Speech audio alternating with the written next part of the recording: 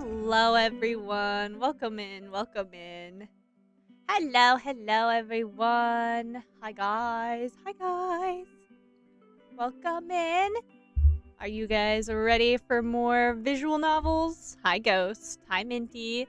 Dio, I can't believe you won for like the first time ever. Good job, buddy. I'm so excited. Oh, light work.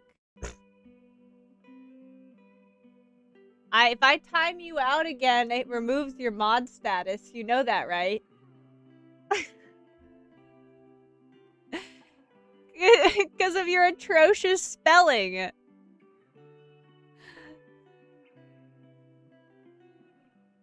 I don't think you've ever once spelled fish really that correct, so, that was just... Fix the error of your ways. Oh, damn. Wow. Were you trying the first one? Dear Lord.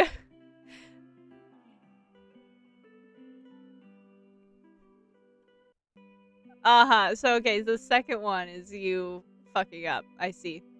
Anyways, welcome in, guys. We're gonna do a little stream today. I'm super excited. So today, a little stream. I like how I said a little stream yesterday and I ended up streaming for like 5 hours. But, we're having a great time. So anyways, today whoa, hello. I need to slow down. Today we're going to be playing 2 visual novels. And as far as I'm aware, they're going to be pretty freaking different. So the first one up is going to be this one called Merry Crisis. And it is about a person returning to their childhood, like, hometown, I believe. From what I understand, that is what it's about. If this game is intriguing and you want to know more about it, you can do !game info and you will get the studio, the name of it, the studio, and the synopsis of the game. Also, I'm really enjoying the flick between the two. This is awesome. But anyways, yeah, let's just dive right into it and have a good time. The second one we will be doing in the title is called Poetry in Purgatory, and I was informed that it is going to be quite long. So, we'll probably be doing this one till the end, and then we'll be doing Poetry in Purgatory until I can't anymore. So, yeah. Today I can't go quite as late into the night, because I do have work tomorrow morning. So I'm hoping to end pretty close around midnight, but we'll just keep going. Hi, Ghost. Welcome in. Let's do this shit. Player setup. Your character is a non-binary person. Hell yeah. For flashback scenes, your character was born... what do I want to be today? I want to know what hold on. I want to look what the models look like. Let's see here. What do I look like?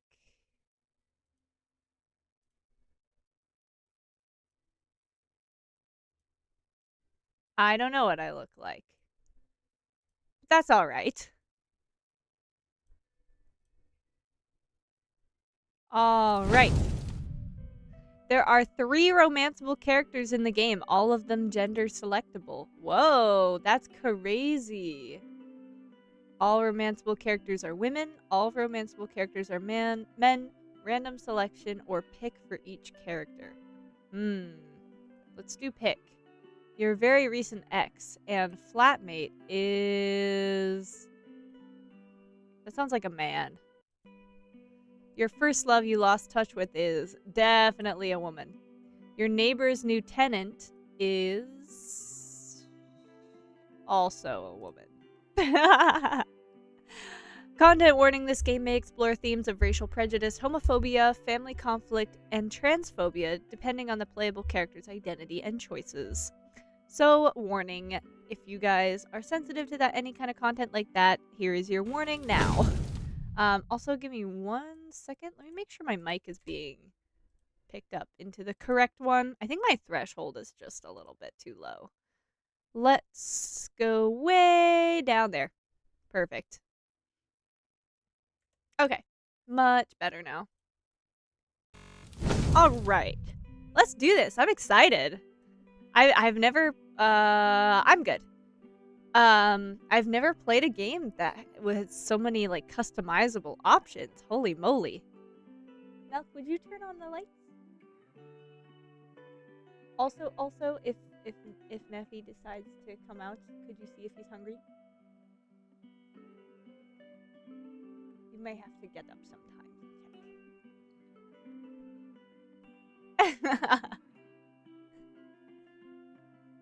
Well, the lights will help.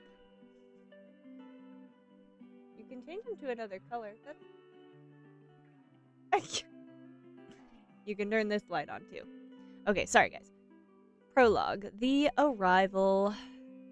22nd of December. You sprint down the street. There'd been an early sprinkling of snow 2 days ago, and the streets are still slippery with patches of black ice. Bro, black ice is no fucking joke. It is scary. It's absolute madness to be running full tilt the way you are, but nobody bats an eye. You've lived here long enough to know that New York City is full of people who are late to something or another. In your case, your flight to Singapore is in less than 4 hours, and you still need to grab your stuff from the apartment. I don't want to... 4 hours, that's a lot of time. I'm gonna be honest, I do not get to the airport that early, so 4 hours is a long time. I'm gonna slow down, because, you know, you can't make it to your flight if you're dead. You figure that if you end up as roadkill... Oh, see? See? That's my point. My point exactly. You figure that if you end up as roadkill, you definitely won't make it for Christmas dinner. Your mother's already mad enough that you're visiting for only a week, so you don't want to know how she'd react if you don't come home at all. You're a yard from your apartment building when 2 very familiar hairy things burst out of the door and charge towards you. Puppy dogs! Oh my goodness! Puppy dogs! Oh, look at them. They're so cute! I like how he has like an eyebrow. They leap straight at you, yapping noisily, knocking you off balance. You take a step back, right into a patch of ice. You flail frantically in the blind hope of catching a nearby railing. Fortunately, someone catches your arm before you faceplant into the sidewalk. Ah, can I romance him? Oh my god, happy 20 stream streak, Ren! Holy moly, that's crazy! 20 streams, that's insane. That's several weeks. Good job, I'm so proud. Streaks are so fun. I'm guilty of the Snapchat streaks when I was younger. I loved those shits. Always like, yeah, we're besties. We have a 100-day plus streak. Guess what? I don't talk to any of the people I had a streak with anymore.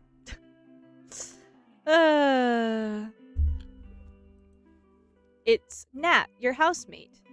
Oh, this is my... No, Is this my ex that's my housemate? Perfect, Minty. Perfect. I'm so sorry. Kyo and Liz dashed out before I could clip their leashes on. Liz wags her tail and beams at you, while Kyo gives you a smug smile. Yeah, that's a smug smile if I've ever seen one. Completely unrepentant despite their role in your near-death experience. What? That's so cold. Ah.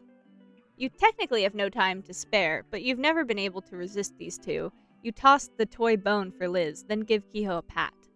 Liz scampers off happily in search of the bone, and Kyo gives you an imperious bark of satisfaction.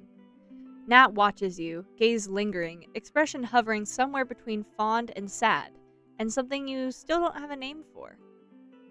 This is definitely my ex. Why'd I leave him? I mean, come on, he likes dogs, he's cute, he's got a nice personality from saving me from my near-death experience. I don't see any downsides here. Downsides here. Even now, his voice carries a warmth you've spent the past few weeks trying to forget. 4 weeks ago, oh dear, The breakup had been amicable, mature. You'd both simply been moving in opposite directions, or so Nat had put it anyway. You stand in the kitchen of your shared apartment, reeling from all that had been said and left unsaid. The radiator hisses unevenly in the corner, working overtime to fill the silence. A half-drunk mug of tea sits between you, long since gone cold. You'd sensed that Nat hadn't been happy for a while now, but you hadn't realized that it had gotten this bad. Breakup bad. Are you even happy with me?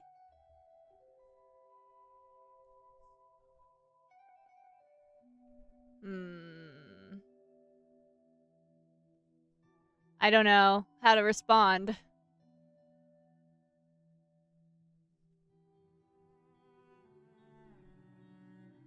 I think... I'm leaning towards this one because that would be me.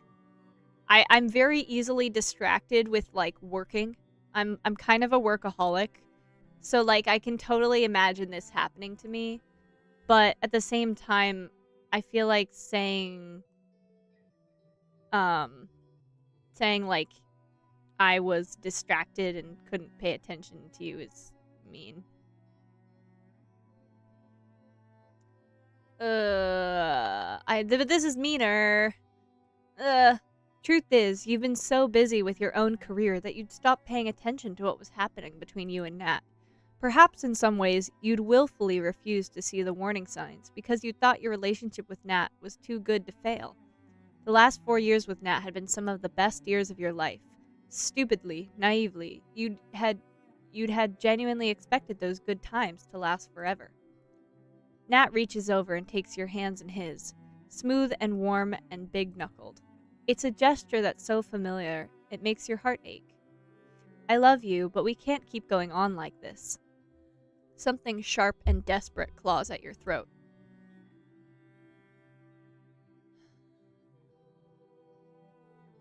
I mean, I'm not gonna argue. If he wants to break up, he wants to break up. I don't really see, like, the point in arguing, I suppose? Nod silently, I guess. As much as you wish things had worked out between you, you've lived long enough to know that sometimes things just don't go the way you want them to. You know a dead end when you see one. The two of you stare at each other from across the table. The silence stretches between you. A part of you wants to cling on, but was there anything left to save? A week passes. The 3rd of December. You're still living with Nat in the same tiny apartment. You've already packed your things into neatly labeled boxes, and you've been scouring websites for apartments to rent. But New York City rent is sky high. As a late 20-something-year-old without much savings in your home, there just aren't many options.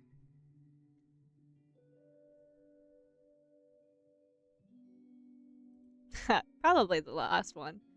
Truth is, I personally big fan of him, so you know what? Truth is, you're still in love with Nat. You keep expecting to wake up curled around him in the bed you once shared, hoping that these past weeks could just disappear like fog on a cold autumn morning.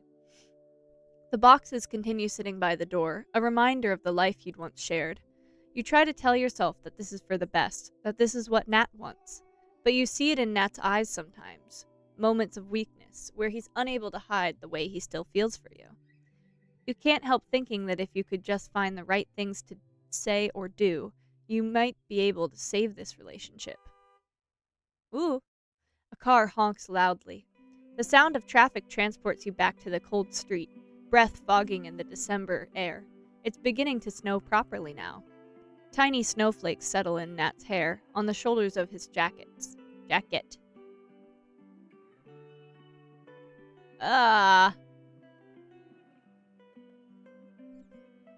should respect him, but I don't think this is inherently intimate. Before you realize what you're doing, you reach out to gently brush the snow from Nat's hair, tucking a stray strand behind his ear. You hear the soft intake of breath when your fingers graze his ear. Nat blinks, cheeks coloring slightly in surprise. You pull your hand back, wondering if you've crossed a line. But Nat's gaze is warm, and it makes you wonder if he, too, is thinking of all the winter holidays you'd spent together, making snow angels and sipping hot chocolate by a window. For a moment, you can just about pretend you're 21 again. College scene. You graduated at 21? Well, I guess, yeah. Still in love and full of hope for the future. The space between you seems to crackle. But the silence is a thick layer of hard-packed ice. It's Nat who breaks the silence. When does your flight leave? 3.5 hours. With a change of expression worthy of an 80s sitcom, all the color bleeds out of Nat's face. Shit. Need a lift? At your hesitation, Nat waves a hand.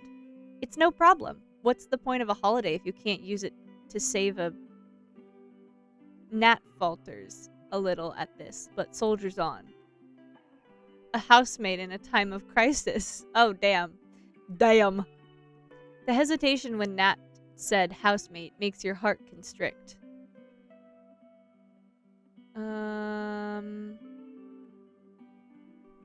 I kind of want to joke. I mean, like, this is a nice thing to do, and it's still not something that, like, I feel like I wouldn't do for a friend. Hug is probably a little too much. I'm gonna joke. Nat laughs lightly, and you remember how much you love the sound. You catch an expression flicker across Nat's face that's all too familiar. You'd once joked about marriage and children, though those times are long over. Oh hell no, keep your future children. Joke's on you, I'm never having kids, holy fuck. Fuck that shit. En route to JFK. Oh, okay, JFK Airport, hell yeah. Nat's one of the few New Yorkers you know who owns a set of wheels. You'd spent countless weekends exploring the small towns along the Hudson River, hiking in the nearby Catskills.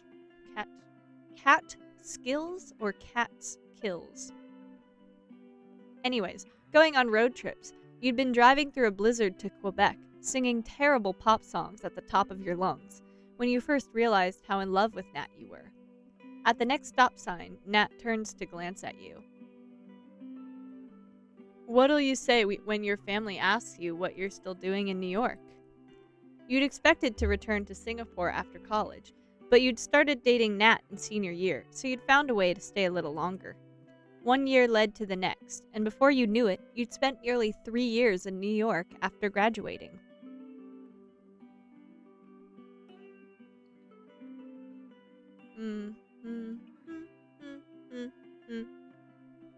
I have been in New York a total of once, and I gotta say, not my favorite place to be.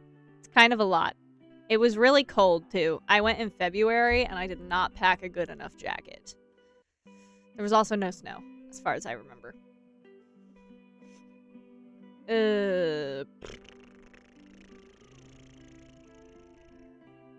This feels mean. I'm gonna say the bottom one.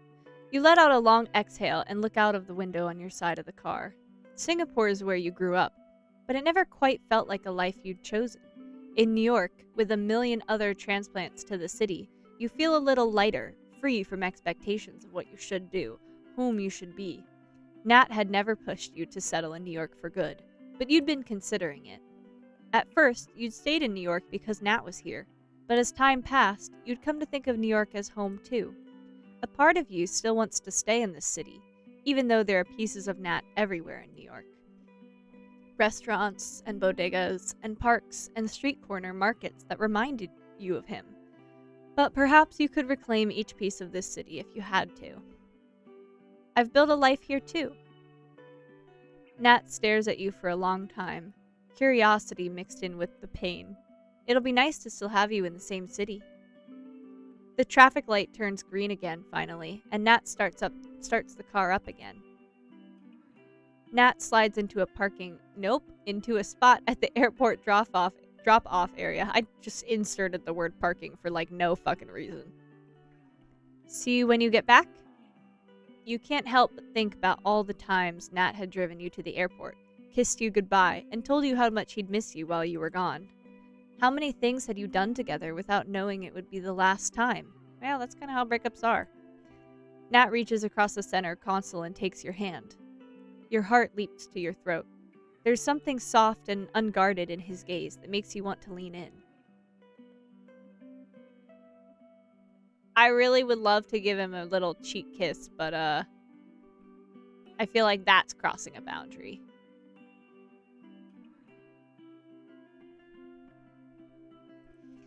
You squeeze your eyes shut and force yourself to take a deep breath before turning back to Nat. Merry Christmas, Nat. You shut the car door behind you, heart thudding in your chest. You'd been a whisker away from a bad decision.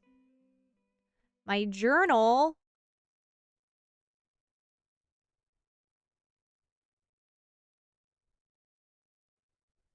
Wow. Oh.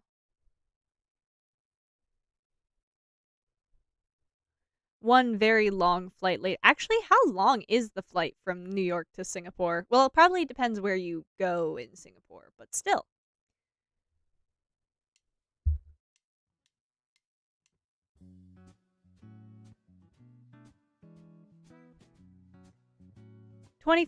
December 24th. You wheel your luggage into the lift of your public housing block. The doors are about to clang shut when someone dashes toward you at full speed. Oh, shit. Oh, no. With commendable composure under pressure, you reach out and press the door open button.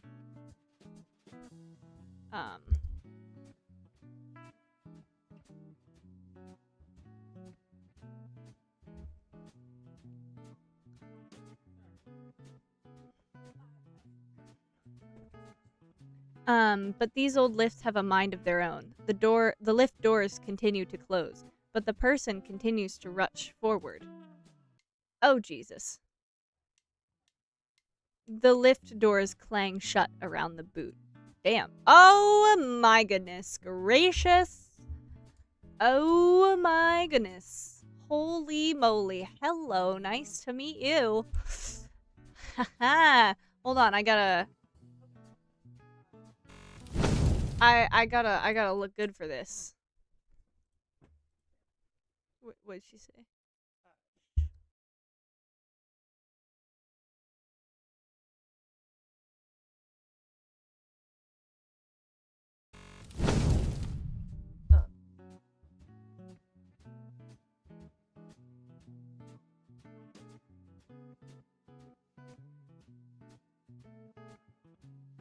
Okay, sorry guys. I know, holy moly.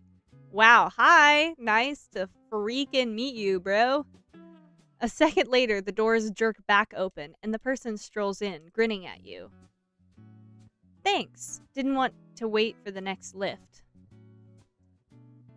Oh, man. Really just going for it, huh? I feel like that's a little bit, it's very forward. I'm just gonna smile. The person smiles back at you and steps into the lift. She reaches out to press the button for the 11th floor, the one you live on. You put 2 and 2 together. This must be Shay, your neighbor's new tenant, the one your mother complains about in every phone call. The company she brings home, the late-night jamming sessions with her bandmates, the muddy mountain bike tracks she leaves in the corridor. Sounds like a great time to me. You study the woman in greater detail as the lift starts trundling upward. She's wearing ripped black jeans and a sleeveless red tee, which shows off strong shoulders, defined muscles, and tan, sun-kissed skin. There's a guitar case slung over her shoulder. When you return your gaze to the woman's eyes, you realize you've been caught staring. Dang! Oh, damn! She's gonna wink at me already? Holy! Hi! Oh! We're getting... Wow. Alrighty then, I'm just gonna... Man. Woo! Hello. Nice to meet you. Like what you see? Wow.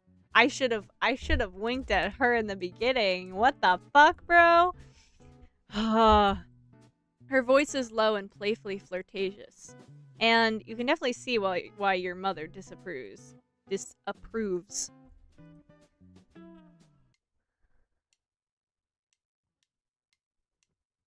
Okay. But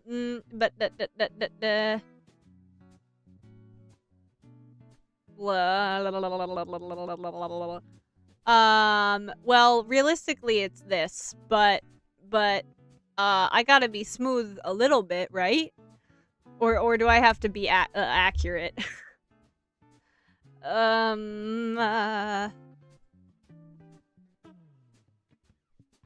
Hold on. I'm gonna save right here and see how this goes. She's gonna ask, like, who and what, and it's all not good things. It's... Oh, relationship updated.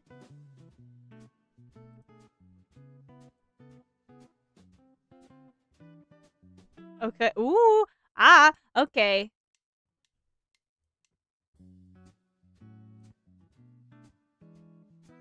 Okay. Wait, hold on. I want to see what makes it better.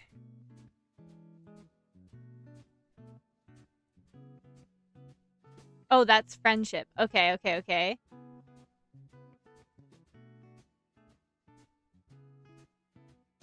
Not that. This feels mean. I'll do that. My first instinct. Yep. It's not exactly the most intelligible response, but you fail to come up with anything better. Staring at the woman's muscles had admittedly short-circuited your brain. Fortunately, Shay finds something to say. I remember your mom mentioning you. You're the one who moved overseas, right? You nod, relieved at the change in topic. Your conversation is interrupted by a loud ding as the lift arrives on your floor. You step out of the lift into the corridor after Shay. You'd spent countless afternoons kicking a ball back and forth along this very corridor with your brother. You catalog the changes since the last time you'd been back home for Lunar New Year. It's been more than 8 months since then, much to your mother's disapproval. For one, there's a new row of thriving plants extending from your family's unit to the one next door. Shay smiles at you and gestures down the corridor. Want to be introduced to the family? You blink. A split second later, you realize she's referring to her plants. Obviously. Why not? Shay introduces each plant to you in loving detail. The finicky orchid, the indestructible ZZ plant, and the drama queen fiddle leaf fig. Finally, Shay waves at your family's sad, You know what? I don't know what that is. That has been neglected for years. Hey, maybe you could give this poor soul some TLC while you're here. I'm only here for a week. Oh. But Shay's face falls slightly, but she quickly recovers. We'll make it count. Oh, okay. See you around, neighbor. You continue on your way down the corridor to your unit. Aw, this is cute. This is so cute. I'm home. Oh, hello, mother. Why am I getting smacked already? I just got here. Your mother rushes out of the kitchen to smack you in the arm. Ow! What? Why? You should have come back a week earlier, or stayed a week longer. 1 week? Pathetic. Not even enough time to binge watch a K-drama. Okay. That was a lot for a second. A second later, she pulls you into a brief hug. She's never been a particularly physically affectionate person, but she does hug you each time you come back home to visit. You return the embrace. In your arms, she feels smaller, thinner than you remember. Oh, that's so hard with parents. Oh, man. Your dad comes running out of his room at the commotion. He, on the other hand, has grown a belly. There you are. Should have let us pick you up from the airport. No need to waste money on a taxi. He waves a hand at the containers on the table, beaming proudly. Debaud? From your favorite stall at Red Hill Market. Your mother frowns accusatorily at you, taking in your ravenous expression. Sometimes I think you come back for the food more than for us. He reminds me of Bakugo's dad. I see it. I low-key think it's the green shirt. Like, I feel like a green button, like collared button-up polo shirt is, like, not a very common shirt. So, that is not helping for sure. Sometimes I think, blah, blah, blah, nope. Your dad shrugs. I'm happy as long as something works as bait. Where's... Oh. Chinese? I don't know. Anyways, where's D? He's out hanging with a friend. Again, on Christmas Eve. She makes apostrophe marks with her fingers at the word friend and shares a meaningful glance with your father. You take this with a pinch of salt. Your mother has a habit of simply assuming things she'd like to believe.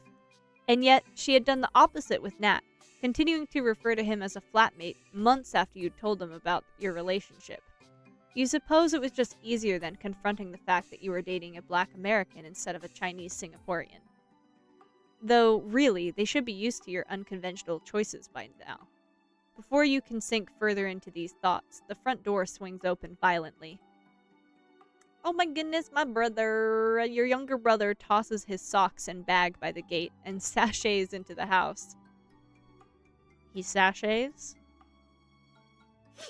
So we chose that word very particularly, did we? Hello. Oh, nope. Let me say that again. Hello! Something smells amazing. Can I have some? Your mother rolls her eyes and mutters something about bottomless stomachs, but waves everyone over to the dining room.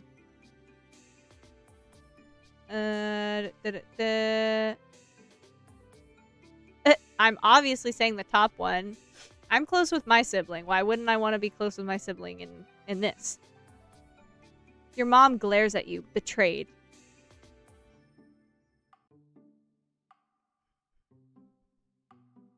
Ooh.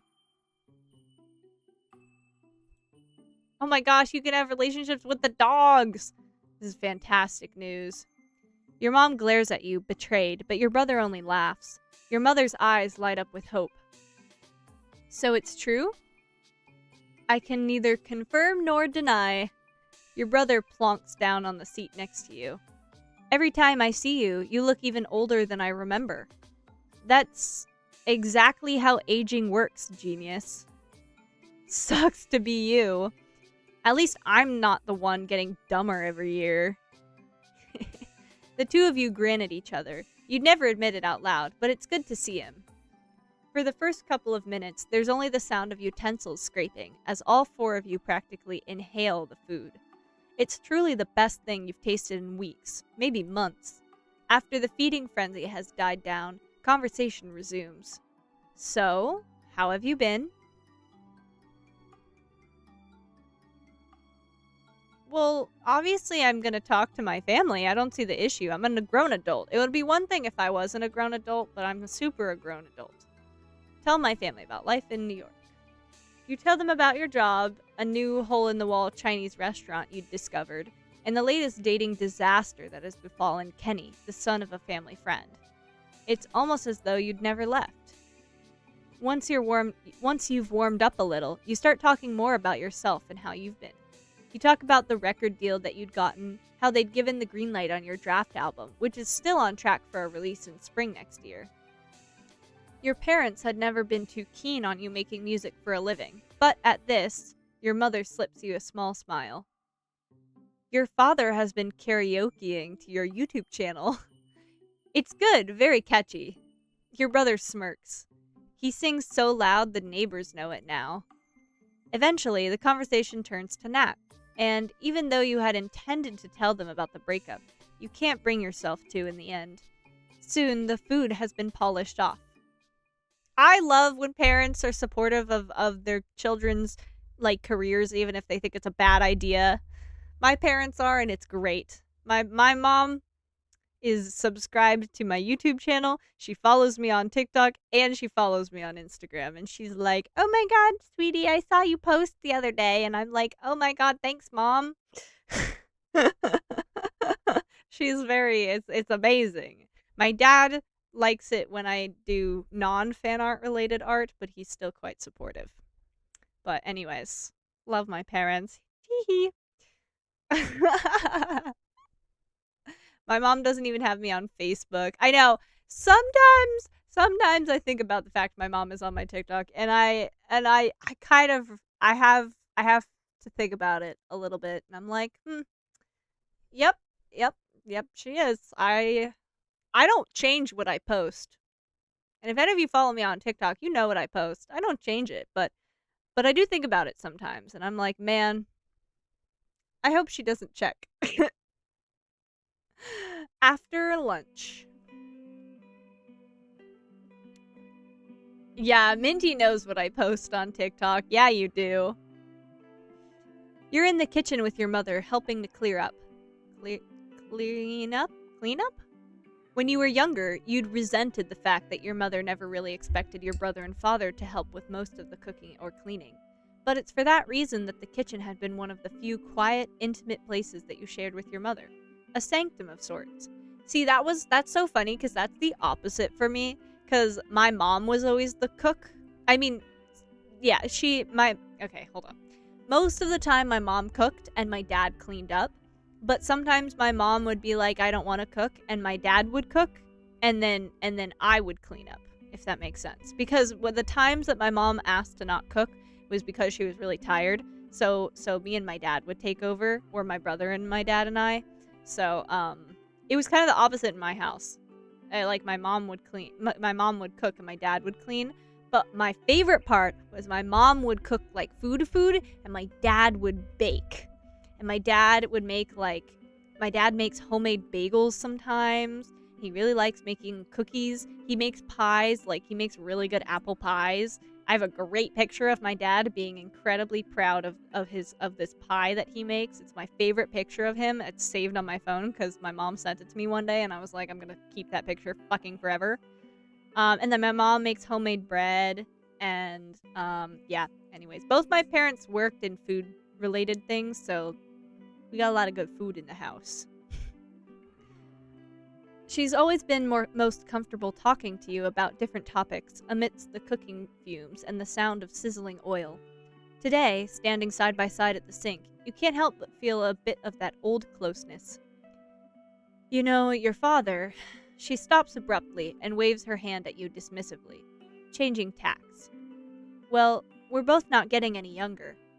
She's been saying this for years in an attempt to guilt-trip you into returning home, but this time, her tone makes you think that there might be more to it than she's letting on. Just as you're about to ask her what she means, she shakes her head and turns away. Your mother walks off to tie up the garage. Nope, wow. Woo, okay, let's try that one again. Your mother walks off to tie up the garbage into a plastic bag. When she returns, her expression has softened into a smile. It's good to have you back. I just wish you'd stay longer. You blink. It's classic behavior from her. Something almost tender bundled up with a jab, and all to distract you from what she'd been about to say earlier.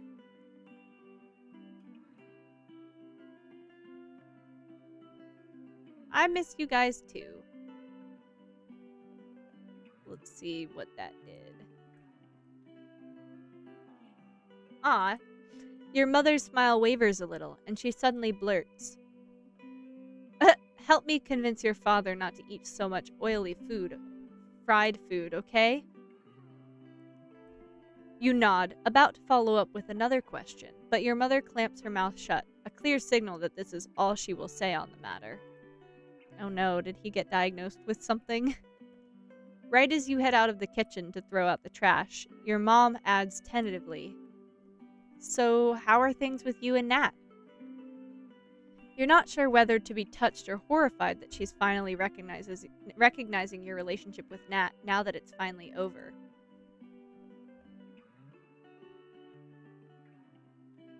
That's not... No.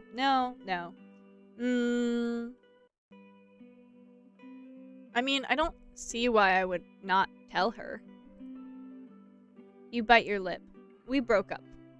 You've never really been the type to go into details about your love life with your family, but you do mention Nat from time to time, and he features in your phone calls. The news spills out of you before you can stop yourself. We broke up. Oh no, how come? You sigh, wondering how to summarize all the subtle tides that had, little by little, carried you both in different directions. I guess in the end, it just felt like we didn't really belong in each other's worlds. You brace yourself, waiting for her to say something about how she told you to date a Chinese Singaporean.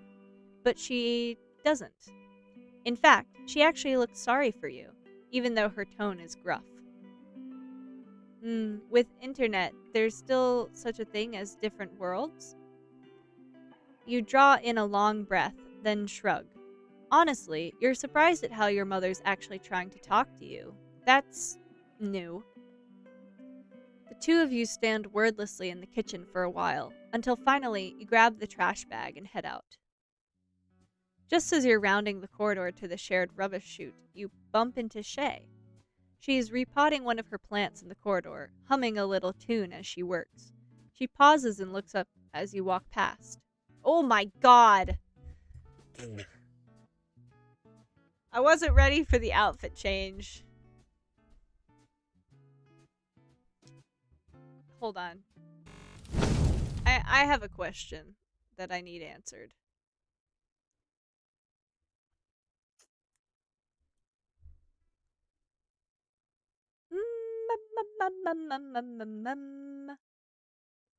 I need to know.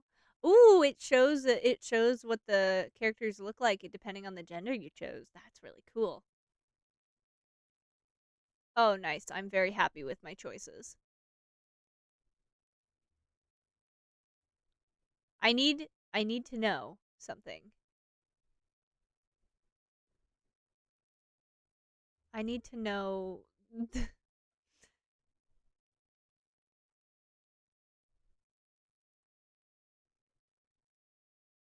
I need to know the age rating of this.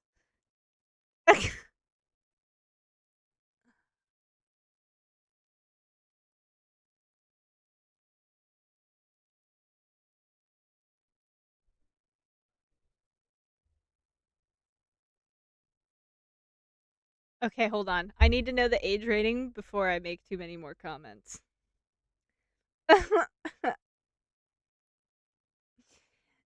I can't. I can't. Okay, hold on. Blue didn't catch a case. I won't. I mean, the characters are definitely of age, but I'm trying to see if it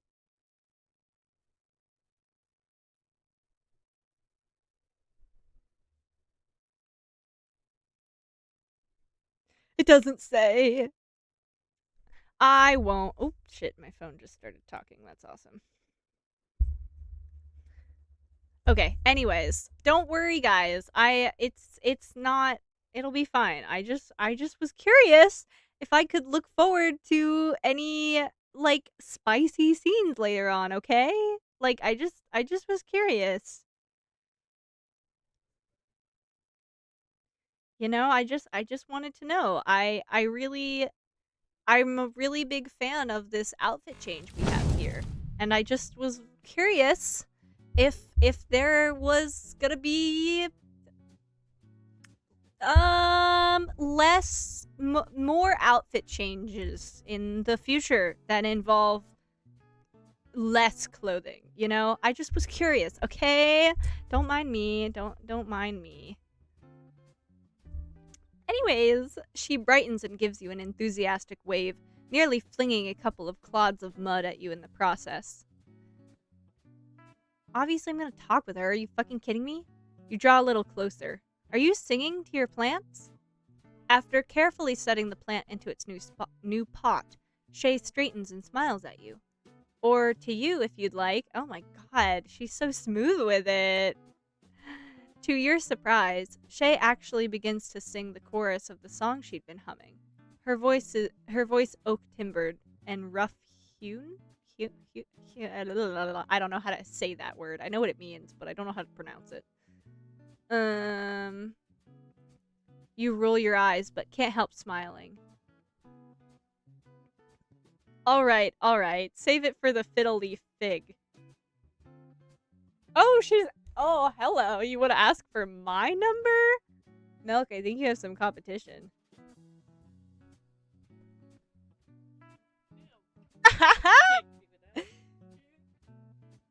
Yeah, sorry. She's been meaning to ask for my number. Hello, she wins. Excuse me? What do you want me to say? Come on now. I think she would win against me too. No. For you. This is like your This is definitely Hi, Minty. I'm just checking with the wife, you know. She's asking for my number. I mean, come on. Yeah, man. Look. We have. Oops, I didn't mean to do that. We have my ex. Sure. Yeah. We have another romanceable option. We haven't met yet. Oh, my first love, apparently. And then also, fun fact, guys, if you go on the Steam page, you can see what they look like. You get to choose the genders of all of them. So there's 2 versions of all of them. So, and I'm really, really happy with my choices yeah. Although she's really pretty too. Maybe I should have just chosen all women. Literally milk and screen. What do you mean? That I do not. Hello? No. Excuse me? Come on now. Let's not raise your expectations that high. This looks very similar. It's like she's a combination of me and Milk. I'm gonna be so honest. Like, haircut and piercings is more me, and then gym goer is maybe closer to me. But then we got the basketball of Milk and yeah, not the Knicks though. Hello, come on. Oh, Excuse sorry. me. Sorry. Shit ass. Okay. Team. I'm getting her number. Don't insult her basketball team. I'll insult her basketball team. She's a butch lesbian. She's got to have a basketball team. That's how it works. It's not. I don't know. I don't know anything about basketball, but I'm sure it's not that bad. I know it. She's kind of our love child. I'm gonna be so honest. But anyways, I've been meaning to ask for your number. Okay.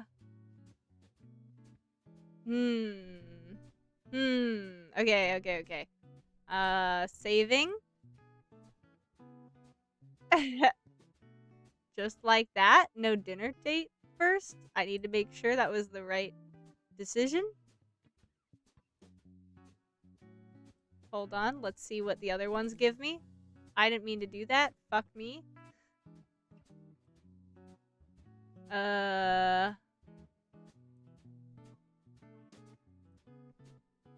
Oh, no, she didn't like that one. I was right. Yeah. She lets out a throaty laugh. I'm playing a Christmas gig tomorrow. Wanna come? We just met 5 minutes ago, and you want me to spend Christmas with you? Shay winks at you. Great music. Drinks on me after. What better way to spend Christmas? Besides, you're the one who wanted a dinner invite. Anyway, no pressure. I'll send you the deets and you can decide later. You nod, mulling it over as you head back into the house. You could already hear your mother in your head, grumbling about bad influences who drag you out into wild late-night parties instead of spending time with family on Christmas. After dinner... Oh, junior college. Okay. After dinner that night, you get a call from Junie, your best friend from junior college. You're back in Singapore, finally. You stare at a picture... I stare at a picture of you on my phone once every couple months, so I don't forget what you look like. You laugh. You've been friends for years, so you know just how dramatic she can be. That's creepy. Also, I literally just video called you a month ago. Still, you've got plenty to update each other about. Eventually, the conversation loops round to the class reunion scheduled for the day after Christmas. By the way... Milk. How do I pronounce this? I'm sorry. I can usually get it, but Q? Q. Okay, well. Q. Okay. Listen, I'm pretty okay with some of the pronunciations, but like a few of them do trip me up, and I would say a big one is QI. Q. Q just confirmed that she's coming to dinner. Your heart twists. It's been nearly a decade since you last seen Q. Feels as though you'd met each other a lifetime ago. 8 years ago. You're at a party with Junie and her boyfriend, Tech. At some point between the rowdy drinking games and chit-chat, you wander out to the pool alone for a bit of a breather. You get a couple of seconds of blissful solitude before someone else slips out the back door and joins you. It's Q. You've seen her around in school and seen her name on every single dean's list since the dawn of time. You know she's got a reputation for being aloof, but you've never really spoken until today. Needed some peace and quiet? You laugh and raise an eyebrow at her pointedly. Yeah, well, I'm not gonna get it now. Well, that's kinda rude. Conversation starts small. School, mutual friends, favorite bands. Then somehow, the momentum sweeps you both along with it. Chu listens more than she talks, and her attention feels all-encapsulating. Time passes in a hazy blur, thick and viscous. Viscous. You keep talking longer than you'd planned to. People occasionally come in and out of the back door, but you barely even notice. For who knows how long, nothing pierces the bubble that forms around you two. Eventually, though, the party begins to empty out, and the few remaining people come streaming out of the house. Suddenly, there's a loud whoop, and the host dives headlong into the pool with a massive splash. A second later, everyone hoots and plunges in after him, one by one. Cackling and cheering erupts around you. Alright, seems the madness is starting. I'm heading home. You? I don't want to jump into the pool. Yeah, let's get out of here.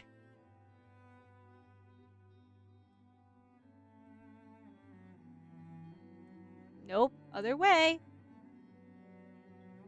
Okay.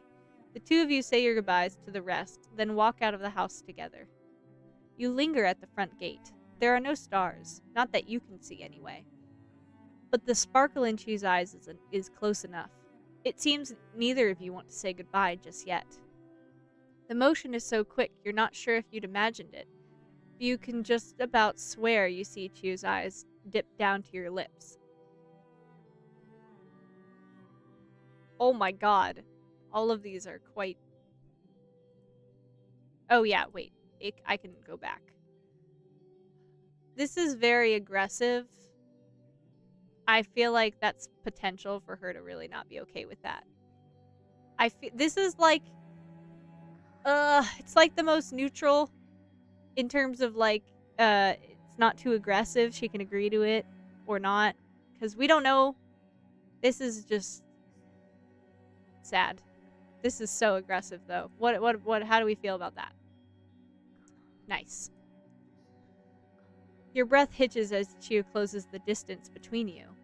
One thing had led to another tonight, but you certainly hadn't expected it to lead to this.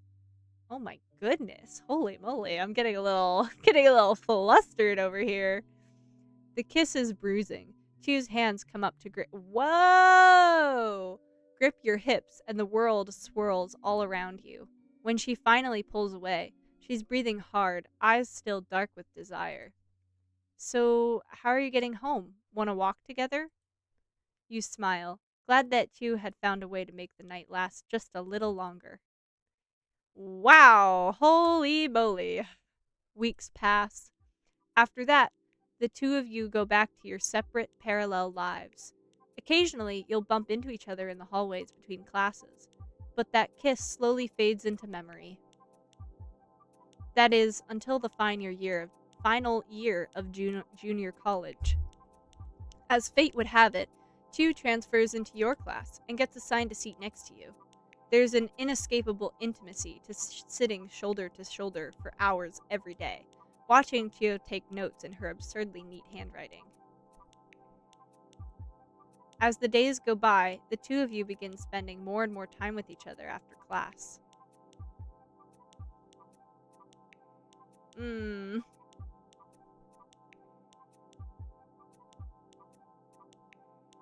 I feel like she's a straightforward person, so I want to be open about it, but I don't know if like that's gonna make her uncomfortable. I don't want to be cold, and keeping feelings to myself feels wrong.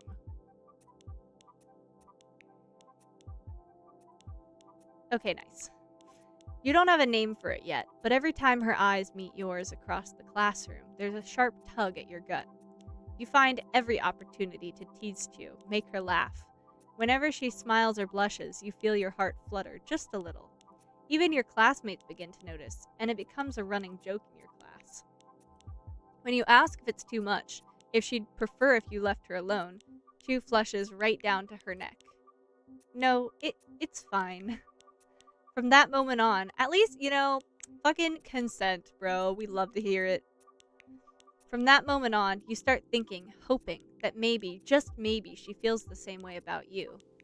One afternoon, after cheering on your school team at a football match, you're on your way home when you realize you've left your wallet behind. Cursing, you turn back. The storm hits. By the time you locate your wallet, oh my goodness. By the time you locate your wallet face down in a puddle at the edge of the field, you're soaked through. As you bend to pick the wallet up, a shadow comes over you. It's Chu, trying valiantly to hold an umbrella over the two of you. I am so sorry, but your shirt is not hiding anything anymore. It is very soaked. I'm so sorry. It's so soaked. Your shirt is so soaked, bro. I mean, don't change for my sake. The rain's coming at you in great horizontal sheets, and the wind is yanking the umbrella around, despite Chu's best efforts to keep it upright. My goodness, do you need help changing? I don't have a spare shirt, but I can certainly help you out of that one. Thanks, but I'm not sure the umbrella's doing much at this point. Didn't realize you were such a defeatist. By the time you reach the shelter of the bus stop, you're both soaked to the bone and breathing hard from the sprint. We could be breathing hard from something else. I mean, gotta get my cardio in, it doesn't have to be running. Chu looks down at her drenched clothes, pushes a wet strand of hair out of her face. The bus stop is deserted. The buses must have just gone by, which means there's a long wait ahead. The rain's loud enough that there's no pressure to talk, but Chu holds your gaze instead of taking out her phone. As you study her, you notice that her lips have gone slightly pale, and she's shivering slightly. Jesus, you look like you're on the verge of death. I might be.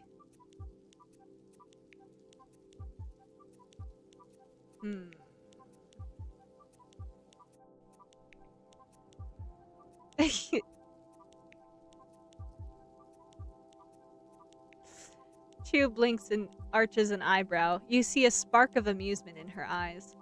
Are you taking advantage of the situation? You grin, stepping closer. Suddenly, her face is only inches from yours. Maybe just a little. Ah! Oh my god! Belk, you have more competition. I'm so sorry.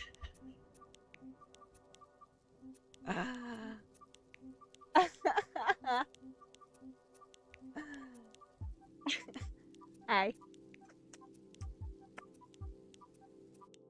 What? Yeah? What are you thinking?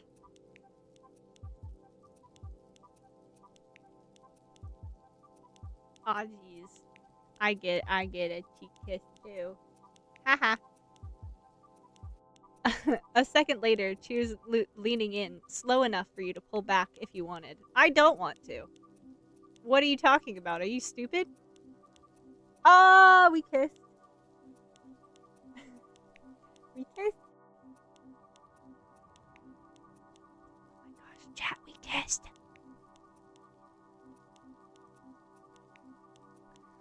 When your lips meet and your hands go up to grip Chiyo's hips, an involuntary tremor runs. Oh, we love. You know what? I'm gonna stop myself there. You're almost certain it's not from the cold. Oh, my son's out. I can see him. Hello. Hello, son. My son is alive and well. And he may want some mealworms. A second later, a wave of water splashes into the bus stop, hitting the back of your legs. You step back, only to catch a bus trundle away. You step back, only to catch a bus trundle away and disappear around the corner. Oh shit, there goes my bus. A moment later, your bus pulls up. You give Chiyo a jaunty wave. Chiyo splutters. Splutters? What? You're just gonna abandon me here after... Chiyo flounders and doesn't finish the sentence. I am not... No, I'm waiting. Chiyo looks surprised when you concede and wave your bus on. You snort, raising an accusing eyebrow at her. Yeah, you would have gone on and left me, wouldn't you? Chiyo laughs, and there's an almost shy look on her face. The two of you chat with each other. Chiyo's usual sharp wit feels warmer somehow. Intimate. Her gaze oh my gosh. Her gaze a shade softer than it had been at the pool party. When your buses pull up to the curb again, one right after the other, you're almost sorry it hadn't taken longer to arrive. See you tomorrow. Chiyo nods, and your heart continues doing loop-de-loops in your chest long after the bus has disappeared around the bend. From that day on, there's no turning back. You fall fast and hard for each other. You see each other every day and spend hours talking on the phone in the middle of the night. Messages exchanged in the margins of literature books, a dozen different ways to type I love you on a graphing calculator. It's so far from the kind of romance you'd been told to expect that you hadn't admitted it to yourself until it bludgeons you on the head. But in hindsight, the sweetness of sinking gently into that relationship will always be tainted by the memory of how things had soured between you. No, it was going so well. What? God damn it. Back to the present. Junie clears her throat, reminding you that she's still on the phone. So you're coming to the class reunion, right?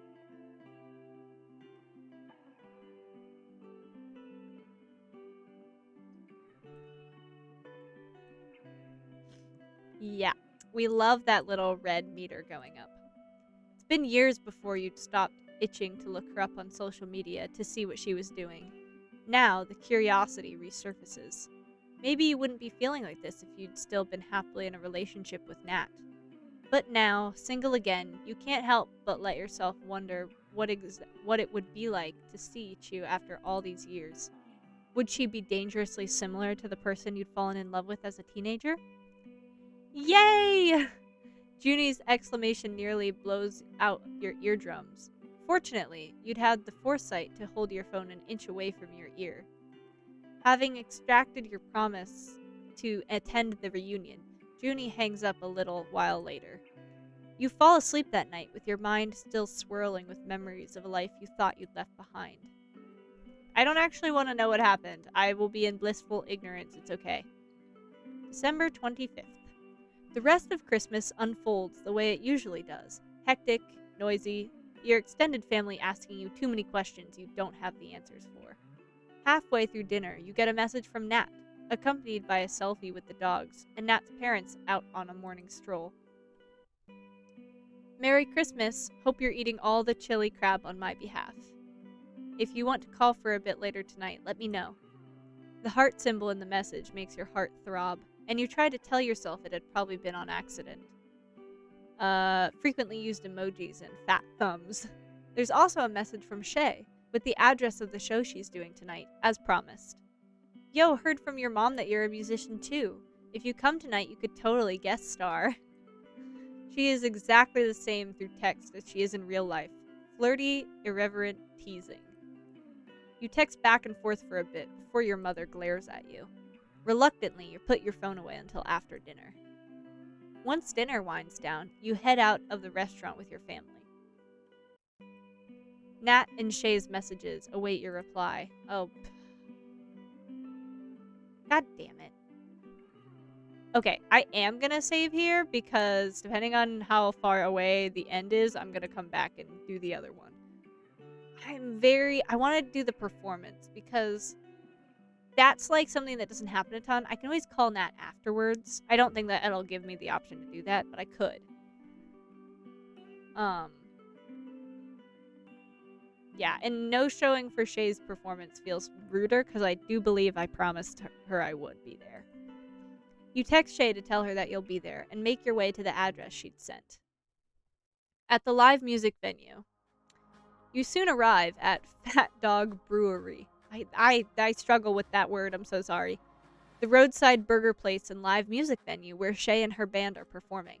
There's an open-air patio with high tables and fairy lights strung up along the sides. You spot Shay just as she's about to follow her bandmates up on stage. Hey, you made it! Shay flashes you a wide smile when she sees you. She's genuinely delighted, as though she hadn't been sure you'd actually come.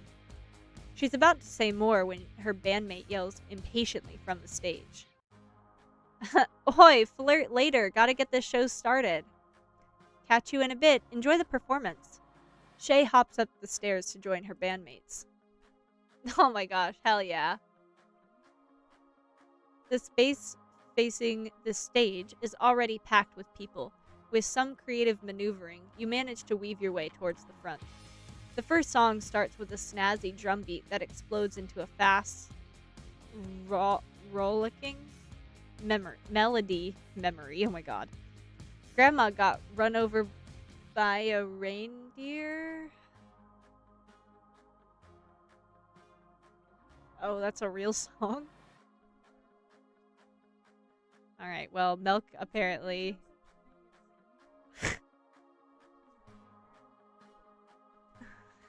Alright, well, Milk knows this song, so... Not the song choice. You know the song too? I've never heard that song. Is it? We didn't really do Christmas in my house, so I don't know. Yeah, that's exactly what Milk just sang. The lyrics are absolutely ridiculous, and honestly, you'd expect nothing less from Shay. By the time the chorus comes around, most of the crowd is snorting with laughter and clapping or singing along. After the silly, upbeat opener, the band eases into a couple of original songs. Your gaze zeroes in on Shay as she effortlessly works her magic. You hadn't been sure what to expect when Shay had first asked you to come, but you're completely swept up by the music. Close to the end of the hour-long set, Shay's gaze picks you out amongst the crowd. Oh no, I don't want to do this. I really don't want to do this. I'd like to ask if a special guest would like to close out the night with us. A ripple of surprised oohs at this. Heads swivel in all directions, curious. I think I'd rather die, but maybe my character is more okay with this. Shay shoots you a warm, playful smile, waiting for your answer. I feel like she'd appreciate it if I did this.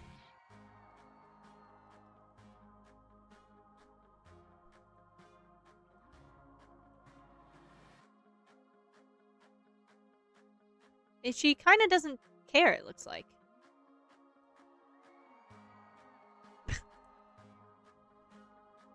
Did you hear that?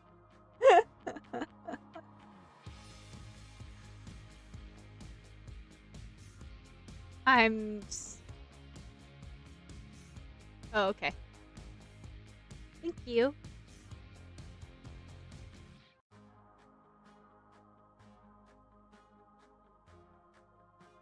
Yeah.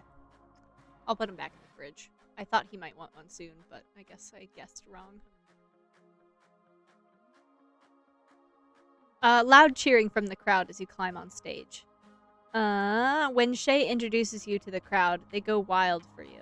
Someone cups their mouth and shouts, "I love you!" Either a fan or a very drunk person. Both? Shall we do borrowed time? You nod, surprised that Shay knows it. Probably thanks to your mom, who tells everyone who will listen about your songs.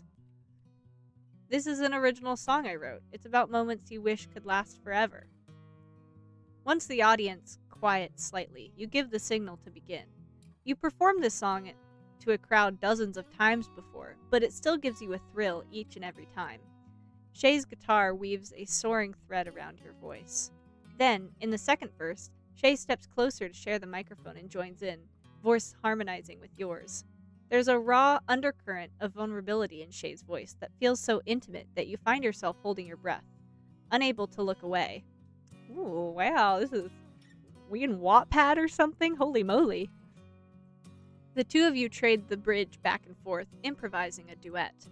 You make instinctive adjustments, stretching some of the notes and shortening others, carving out space for Shay's voice and guitar, just as she does for you. The string of lights illuminate Shay's face as she sings, face inches from yours. Your eyes... Don't kiss her right now. Your eyes flicker shut, and you let the music push you into a dizzying freefall. The song sounds completely different from how you'd written it, but you like it this way. Two voices swirling around the deep, rich bones of drums and bass. Hell yeah. I'm trying to get that red one up a little bit more. For a moment, there's only you and Shay, and the electric pulse of music as it courses through your veins.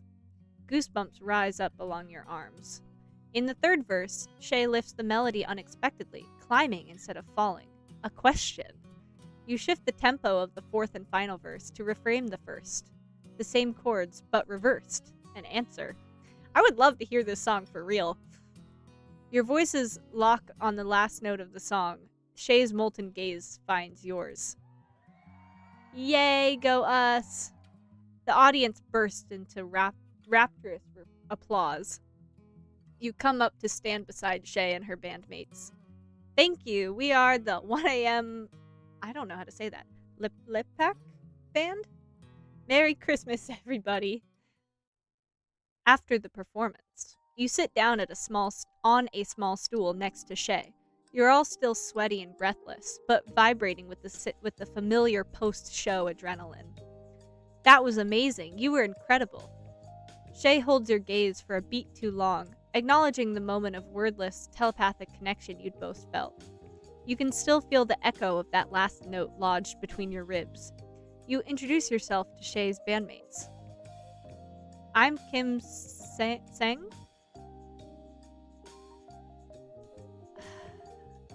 There's no way that's pronounced how I think it's pronounced. Lise?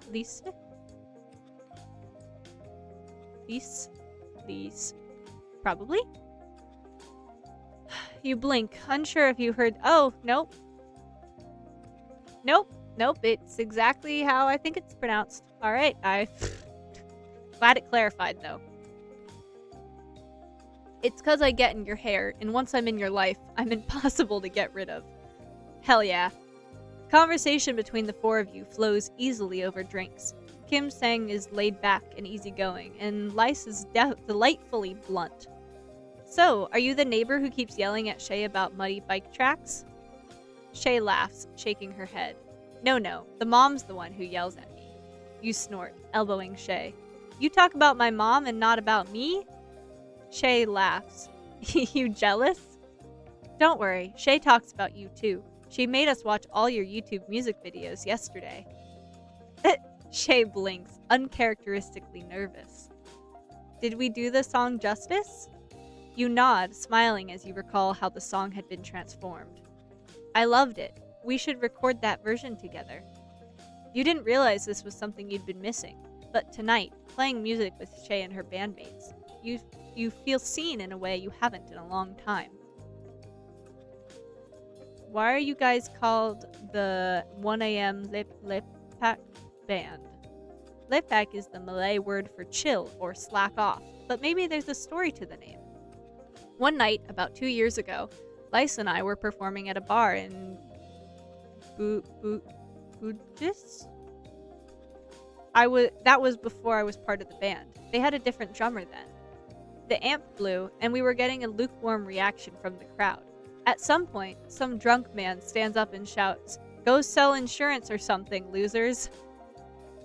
Fast forward to after the performance. We head to a coffee shop, and our drummer quits. She said, "We're just a bunch of friends who pack and play music together. That's not a real job." You nod sympathetically. Your parents and extended family have expressed similar sentiments on more than one occasion. Obviously, she meant it negatively, but I overheard the conversation and thought it sounded like fun. He pulls up a chair next to us, and we start talking, and the 1 a.m. Lepak band was born. Shay grins at you. You're welcome to join the band anytime. Lice and Kim sang snort, and after a beat, you laugh too. I'll keep that in mind. At some point, after polishing off the drinks and food, the four of you join the throng of people dancing in front of the stage. I don't know.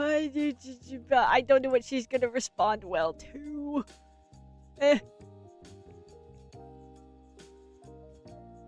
At some point, the two of you lose Kim Sang and Lice in the crowd. Wow! Oh my god, she's so pretty. Holy shit. She's so pretty. Can I be her, literally? Wow. Shay steps closer, taking your hand. Is this... Oh my god! Consent is so sexy. I can't even express to you guys. It's so sexy. Ah! I'm sorry. Did he freak out like that at all? Okay,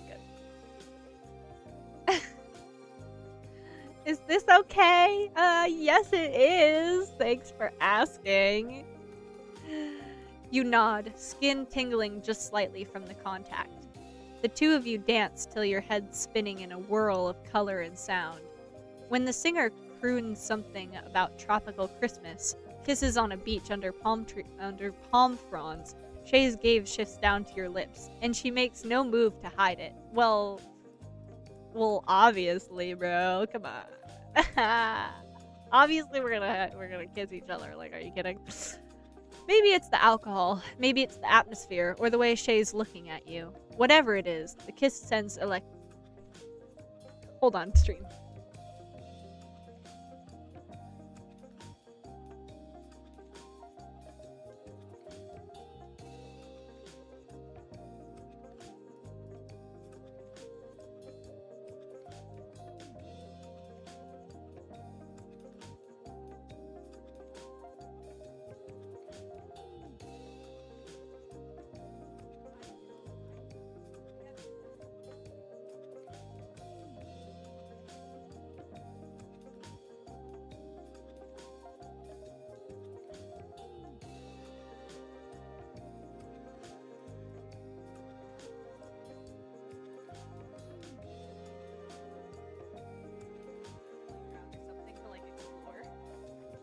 Anyways, so sorry guys. My son needed me. Well, actually Milk needed me to get my son off of her. Whatever it is, the kiss sends electricity shooting down your spine all the way to your toes. Around you, everyone else melts away in a blur of motion. When you finally pull back, Shay continues to rest her forehead on yours for a while longer. Ooh, tracing a thumb slowly along your lower lip. Holy moly. Holy moly. Oh my goodness. Oh my goodness. Oh my god. Oh my god. Oh my god. Oh my god, you guys. I'm gonna lose my mind. Holy moly. Yeah, this did escalate quickly, Minty. I've wanted to do that since the moment we met. Oh my god. Oh my god. Oh my god. Oh my god. Oh my god. I'm so sorry. Oh my god. Was it what you imagined? Oh my god. That and more. Wee, wee, wee, wee. Oh, fuck, man. As the song winds to a close, you rejoin Shay's bandmates at the table. You catch Lice and Kim Sang looking at you curiously, but at your self-conscious expression, Lice rolls her eyes and waves a hand at you. Don't worry, nothing I haven't seen before. Shay laughs, shaking her head. You guys are the worst wingmen ever. The three of them devolve into good-natured bickering. Eventually, you decide to call it a night. It's getting late, and the venue has begun to empty out. Head home. You're joking. She rides a motorcycle? Are you fucking serious? You're serious. You really? She rides... Brother.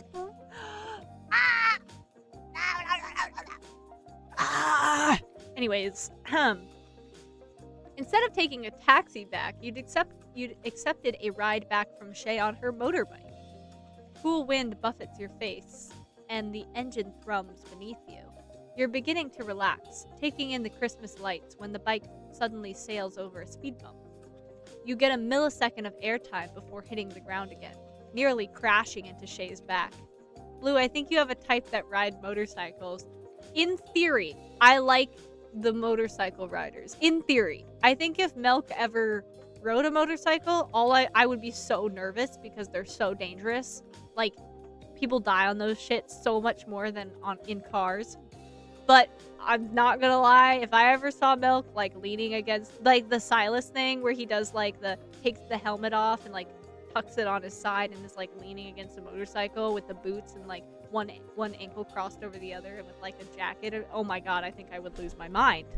So, like, you know, like, photo shoot ideas, but, like, if Milk actually had a motorcycle and would ride it all the time, I think I would be worried half to death, like, 24/7.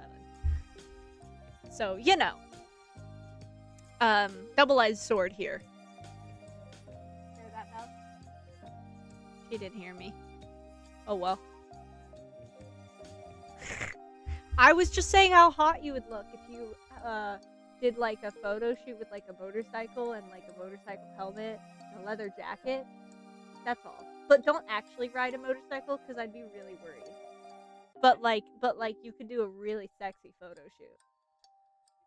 I would be, like, somehow more attracted to you if you were to do that. Yeah. Yeah. Like, you know, like, leaning against a motorcycle with, like, your ankles crossed. You know what I'm saying? Yeah. Maybe with, like, some sunglasses, too. But not your sunglasses. Your sunglasses make you look like... It's like the 3 blind mice from Shrek. That is what your sunglasses are. Milk has prescription sunglasses. So they're the type of sunglasses that the 3 blind mice from Shrek have, and it's really bad.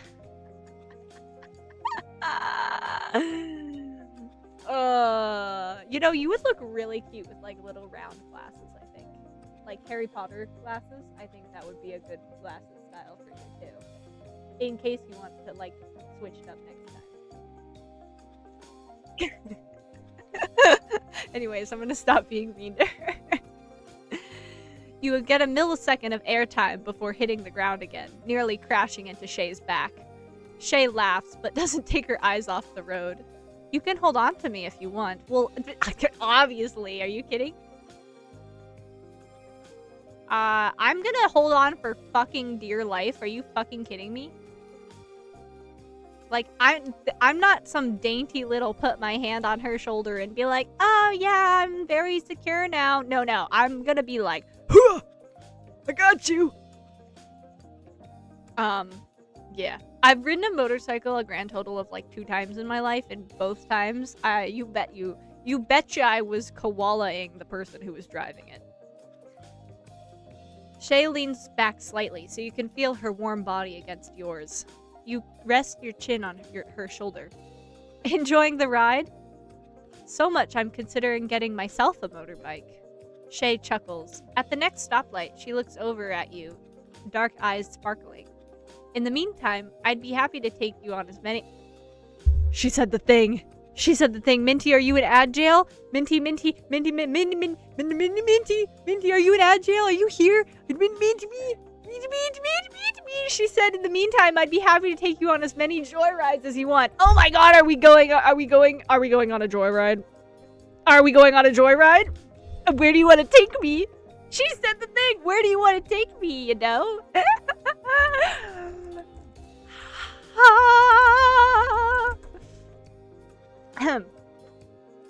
Yes.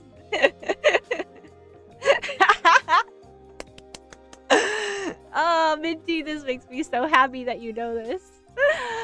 Oh, she said the thing. Sleeper agent activated. Sips water. Good heavens. Ghost, why you just reappeared and judged me? This is very important. Okay, hold on. I'm giving chat context. Hold on. I'm gonna give you guys context.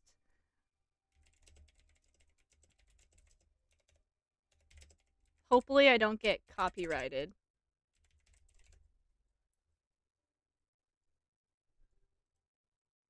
Ghost Tosh. I know you were here. Is this it? Yeah, no, but I want where it originates from, bro. Hold on. I gotta go into fucking YouTube shorts. Have I used it? I may have used it.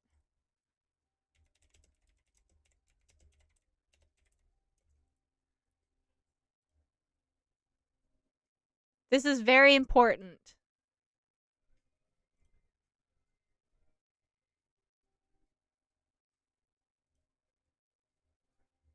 Hold on. Ew, why is your...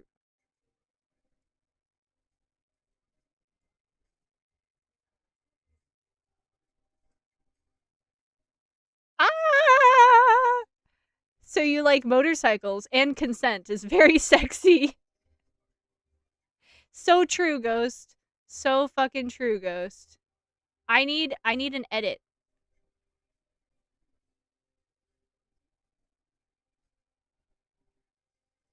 Okay, found one. Hold on. Hold on, you guys. This is very important background knowledge for y'all. I found one. Thanks, though. I got you. Hold on. Let me mute the music for just a second. Okay. Are you guys ready for this? This is very important. Also, this is posted by NS_Aries on YouTube. Credit where credit's due. Anyways, hold on. Let's do this here. Okay, are you guys ready for this? This is the context. This is very important, class. Pay attention. Oh, hold on. Let me up the volume here. Okay. Very important, class. Pay attention. Take notes. This is my husband. Are you up for a joyride later? Where do you want to take me? Guess.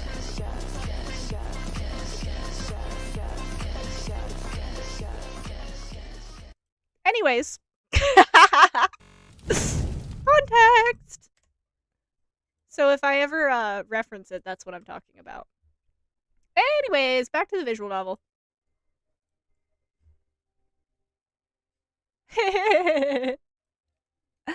Yes, I'm up for a joyride. You could wake me up in the middle of the night and I'll be like, give me a second!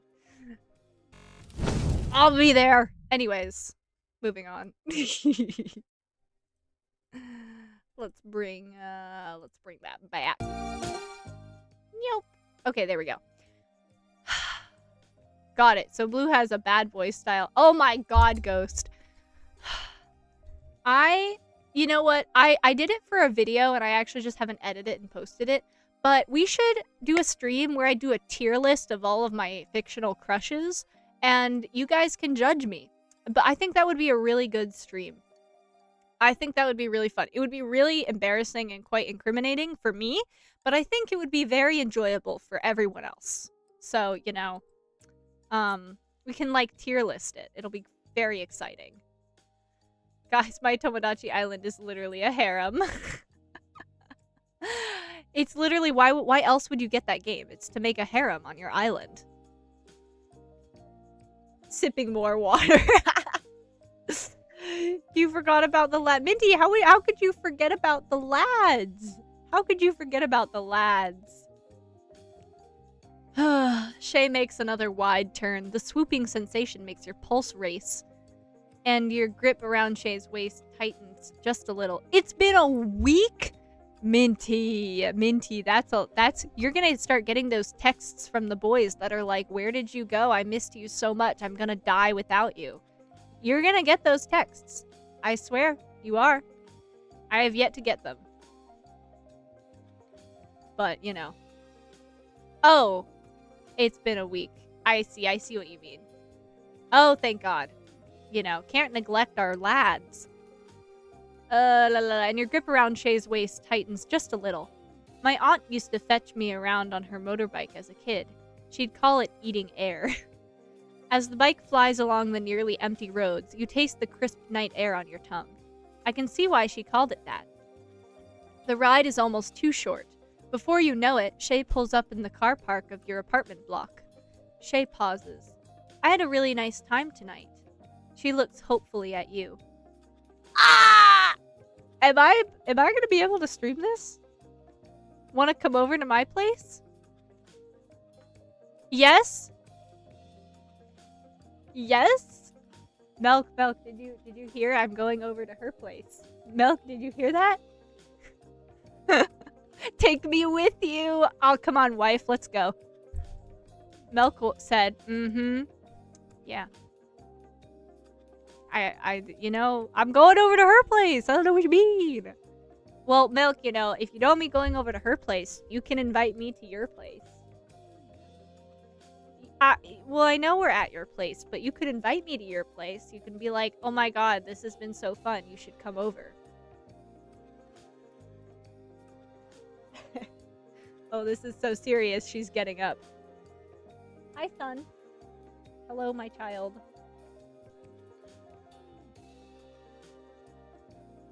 Oh my goodness. Hello. You can let him run around on the floor if you're just confident that you're going to be able to not let him run under things. Okay. Hey, baby. Yeah? Wanna come over to my place later? Yeah, I'll come over to your place later. You mean like across the hall? Like 2 feet? We sleep together. Did you forget? No, of course I couldn't forget. They're literally roommates, chat. Yeah, we're roommates. We're roommates. And, oh goodness, hello. And history said they're roommates. Oh my God. Did he just eat it? You fell. Shay's eyes light up in genuine excitement. Hello, little He has man. so much confidence stepping off the cliff. Yep, they do that. You're making him reach. I'm trying to teach him to stop stepping off cliffs. I don't think that's gonna work. Sips water. Oh my God, they're roommates. Oh, he fell a little bit. She takes your hand and the two of you walk towards the lift lobby where you'd first met. Oh, her room looks exactly like you think it would. It's so clean. Oh, hello. I'm being attacked.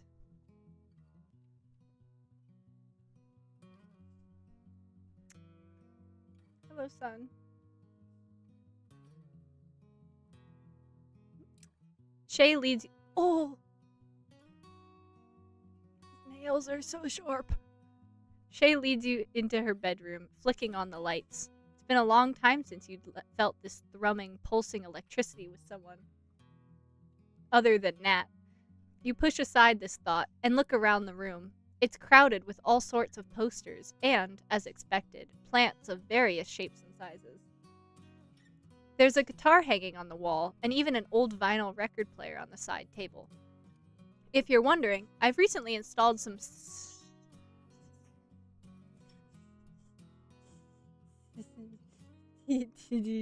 I've recently installed some soundproofing so the neighbors don't complain about the jamming sessions. Yeah, definitely definitely that is why.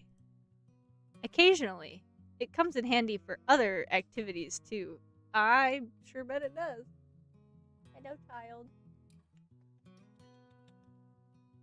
Why are you staring at me? You snort, punching her in the arm. Shay laughs and puts a canto pop record on. Everyone knows you put music on. And by jamming, Shay means... exactly, Ghost. Read between the lines. A smoky velvet baritone fills the room. Oh!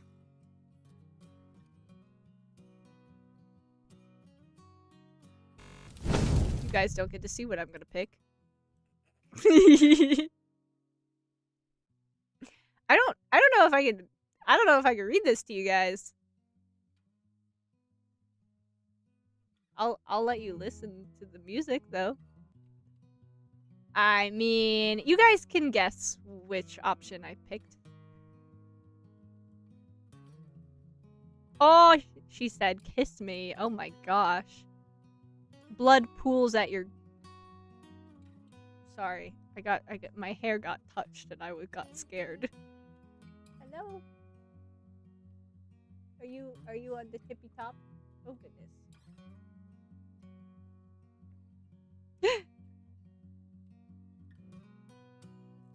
His nails are so sharp. It tickles so much. Hello.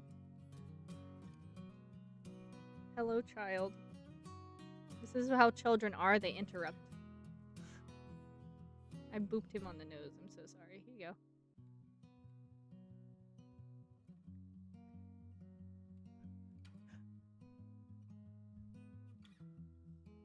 Hello? No, you cannot run behind my computer, please.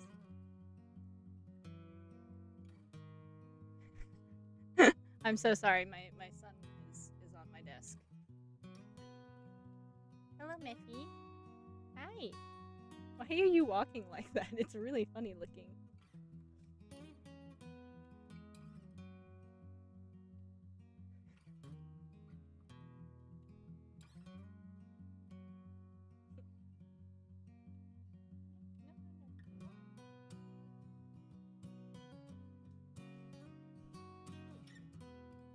Light touch on the tail.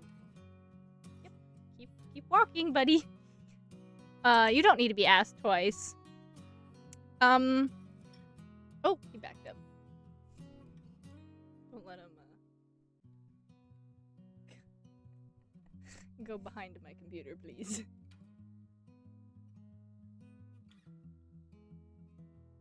Hello, buddy.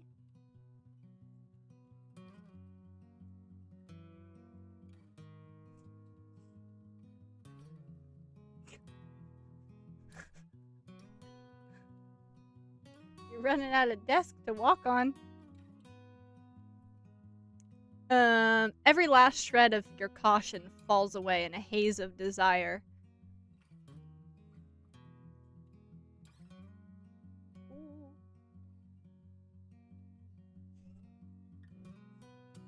Explored. Don't let him get too into that. It's ash. I don't think that's good for him. Yeah, so I don't know if I can really explain what's going on here, but I think you can insinuate.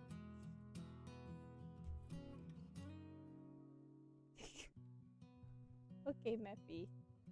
Hi.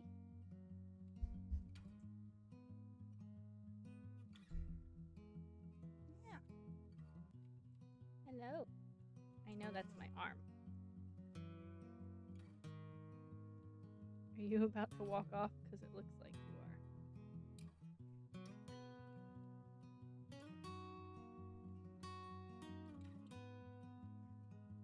are. Got him. Oh. You don't want to walk off that cliff? Oh, thank you for licking Milk. She really wanted that. Okay, she breaks away long enough to look at you. Oh my god, more consent, guys. More consent. This is fantastic. You nod, letting out a soft huff of breath. When... Yeah. And then her too. Yeah.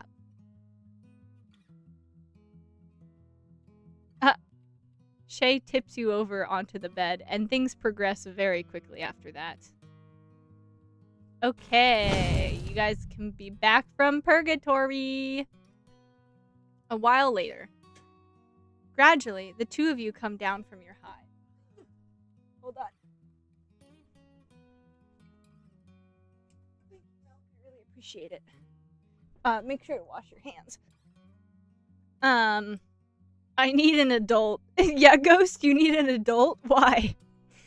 Gradually, the two of you come down from your highs, breaths evening out. Your body still tingles with residual pleasure, completely loose and boneless.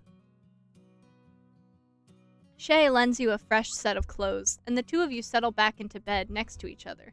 Shay rests a head on your shoulder, smiling. You know...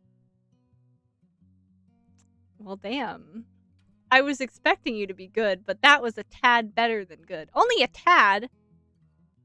You laugh, arching a playful eyebrow. Tad better than good. Sounded a lot more than that a couple minutes ago. Shay laughs and wraps an arm around you, scooting closer. She traces her fingers along your body, mapping its contours. Leslie Chung's voice floats through the room, ethereal and wistful. Shay's so close that you can feel the warmth from her skin. I'd very much like it if you stayed over tonight. Well, yeah. Obviously, are you kidding? The two of you curl into each other, the last song fading into a quiet hush. Good night. You shut your eyes, listening to Shay's even breaths, until a dream tugs at the edge of your consciousness. The next morning, you wake up to sunlight streaming in from the window. You blink blearily, orienting yourself in the unfamiliar room. Memories of last night come back to you in little snatches. Shay's still fast asleep, smiling faintly. Whatever dream she's having, it must be a good one.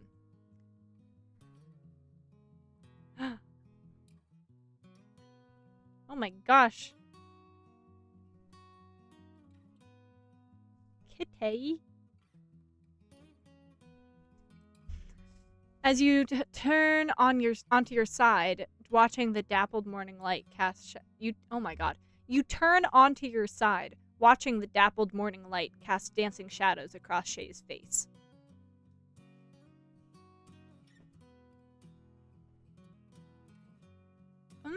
I mean, we kind of just met. Let's think about this. Yeah. You're not sure where this will lead, but after weeks of hurtling towards the end of a 4-year relationship, this feels like a welcome change, a beginning rather than an end. You no longer believe in love at first sight, or soulmates, but you can't deny how quickly you'd been drawn to Shay. You like the way she makes you laugh, the weight she'd eased in your chest. You hadn't felt so comfortable with anyone but Nat in a long time. Last night's intimacy had felt new and unfamiliar, but maybe you needed that. You're up early. Did we not tire each other out enough last night? Her voice is low and teasing, still rough from sleep. Oh, no, I haven't. Do you want me to, or? Okay. Yes. Give me 1 second, guys.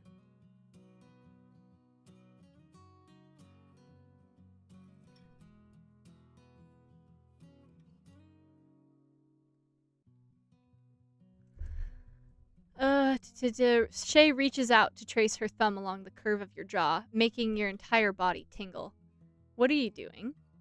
I want to remember this, all of this. Your heart flutters. Do you use that line on everyone you sleep with? Shay tilts her chin, gaze impossibly soft. Just you. Dang, I'm special. Hee hee. The sun slowly lifts itself above the horizon, setting the sky ablaze with color. Eventually, you both sit up. Stay for breakfast? You're tempted to say yes, but you know you should really be getting back home. It might already be too late to pretend you'd gone home last night. Shay picks your discarded clothes up from the ground, passing them over. I'd like to see you again, though. Shay scoots a little closer, expression hopeful. There's a boxing gym I go to in, Geylang? Do you want to come with me? We could have dinner after. You raise an eyebrow, and Shay laughs. I know it sounds like I'm suggesting it so I can beat you up, but it'll be fun, I promise. Even Lice thinks so, and they hate exercise. Sure. First you steal my lift. Now you drag me somewhere to beat me up? But your tone is teasing, and Shay's eyes sparkle. Oh my gosh, Melka, 90 stream streak? Seriously? Holy shit.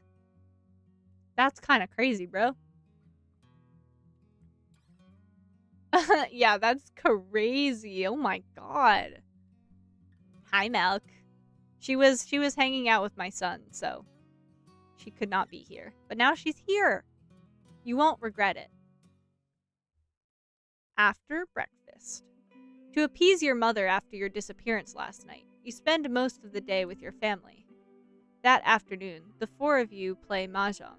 The Christmas presents... What?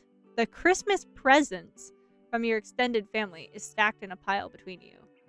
Okay, wait, hold on. I kind of want to save and see what would have happened if I decided to go with Nat.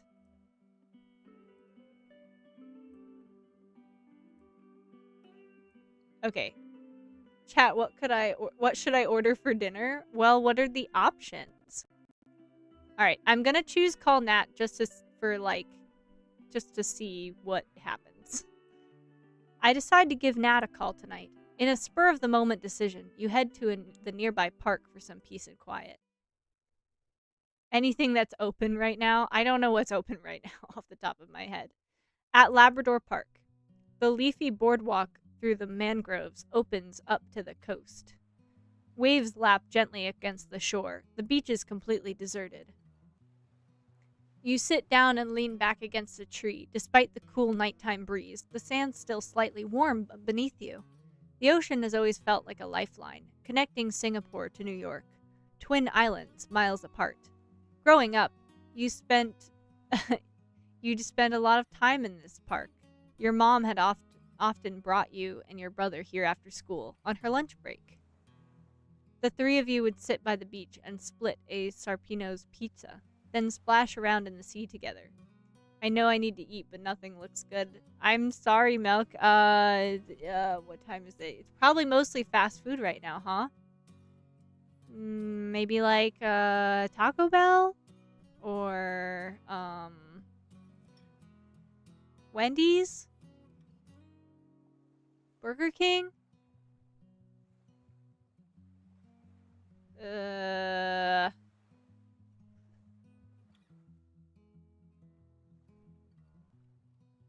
What's it? Midnight Munchies? That's like dessert stuff, but I think they have some food. Splash around the sea together. You'd come here with Nat when he'd visited Singapore too. 3 years ago. Oh geez. The past couple of days have felt like a sun-soaked dream. It's Nat's first time in Singapore, and through his eyes, the city feels fresh and magical. Nat sits down next to you, wriggling bare toes in warm sand. When he unbuttons the top few buttons of his shirt, you can't help but stare, eyebrows arching. It's very hot.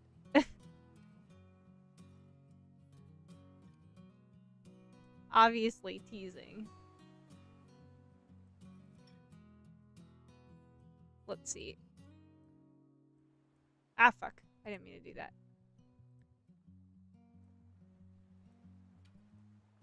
Nat grins as he plants his hand into the sand next to you and shifts a little closer, nose brushing your ear. Is it working? A little too well. We're in a public space. Nat smiles, but the intensity of his gaze steals your breath. Barely. There's no one here. His eyes sparkle and his voice dips an octave, making your heart flutter. You eventually close the distance, pulling Nat into a kiss. When you finally break apart, you're both breathing hard. You let your heart rate settle, watching the cargo ships inch across the horizon.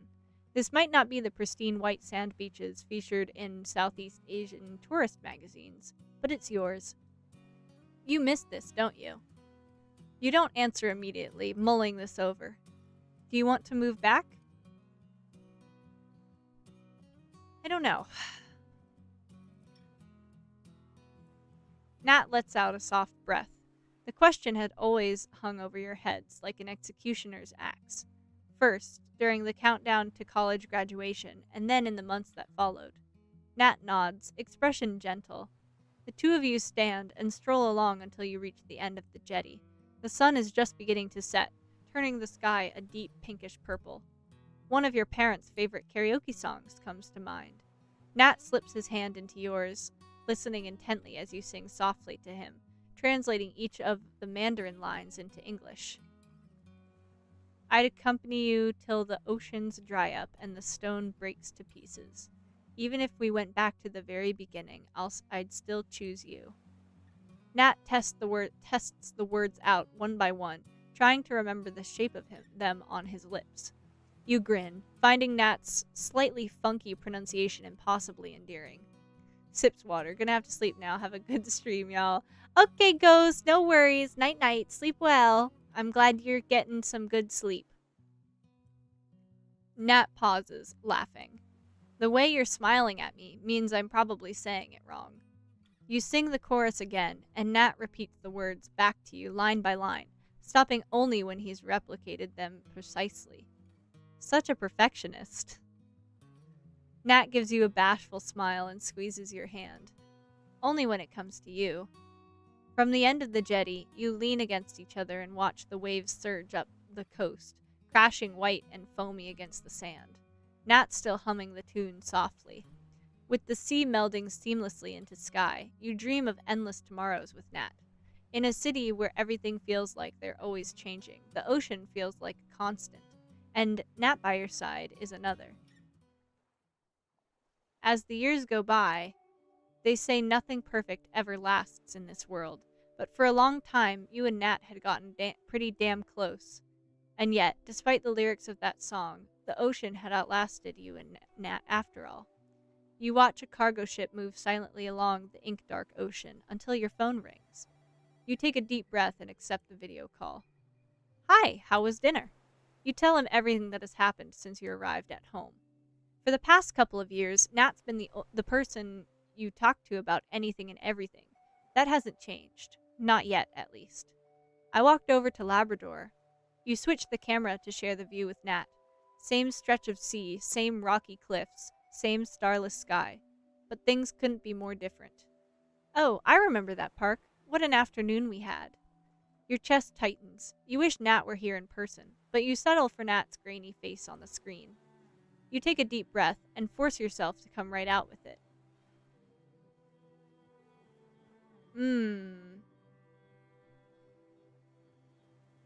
Not a big fan of Burger King's fries, honestly. Is there anything Burger King has other than, like, chicken tenders and burgers? I know that sounds like a stupid question, but does it have anything else other than that? The chocolate pies. Oh, okay. I don't think I've had one of those. Do you really think we're broken in ways that can't be fixed? When Nat speaks again, his voice is careful. You wonder what landmines he's trying to avoid. They have Mandalorian-themed stuff. I believe it. Remember when I asked you the other day if this life with me is something you'd want 10 years down the road? You didn't say yes. You sigh, pinching at your temples. You do remember that conversation. The break in his voice hurts just as much as the look on Nat's face then. But tonight feels different. Tonight you feel the exact shape of what you'd lost when you'd let Nat go. I didn't say no, either. What if I do want a life with you, but I haven't figured out what that looks like yet? Nat's quiet for a moment, staring at something off-screen.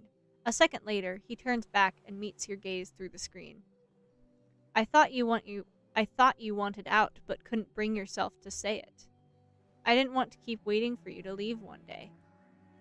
The words land like stones hurled into the sea. There's no bitterness in Nat's voice or his expression, only a kindness that makes it 100 times worse. You think back to the conversation you had in the kitchen on Thanksgiving. You'd replayed it 100 times in your head since then, but this makes you view it in a different light. Had Nat had been trying, in his quiet, careful way, to release you from a life you didn't want but couldn't bear to walk away from? Yeah, I'm okay, Milk. Don't worry. I kinda just want a mango.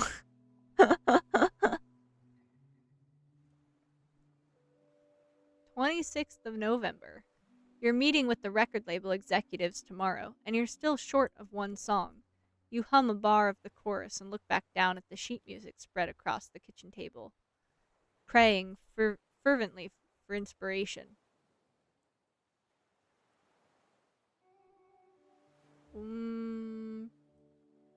Lately, your relationship has begun feeling more and more like an empty shell of what it once was.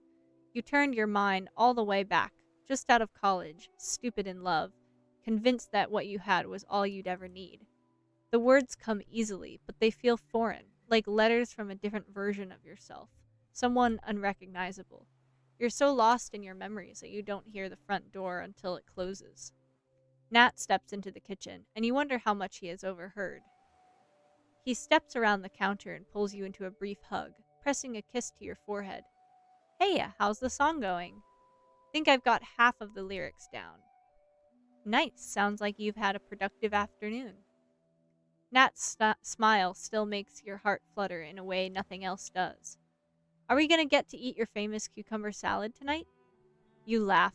It's just crushed cucumber, garlic, salt, rice vinegar, and chili oil, but his enthusiasm for the simple dish has always made you smile. Nat grins and your heart warms. You're glad that you managed to squeeze it in between all the things you needed to do today. You're bringing the salad to Nat's family's Thanksgiving potluck tonight, and Nat's planning to make mashed potatoes to go along with it. You help him with it, deciding to worry about your song later tonight. Two of you stand side by side, you peeling the potatoes while he chops garlic. After a minute, he nods towards the sheet music on the table. Do I get a preview of the melody?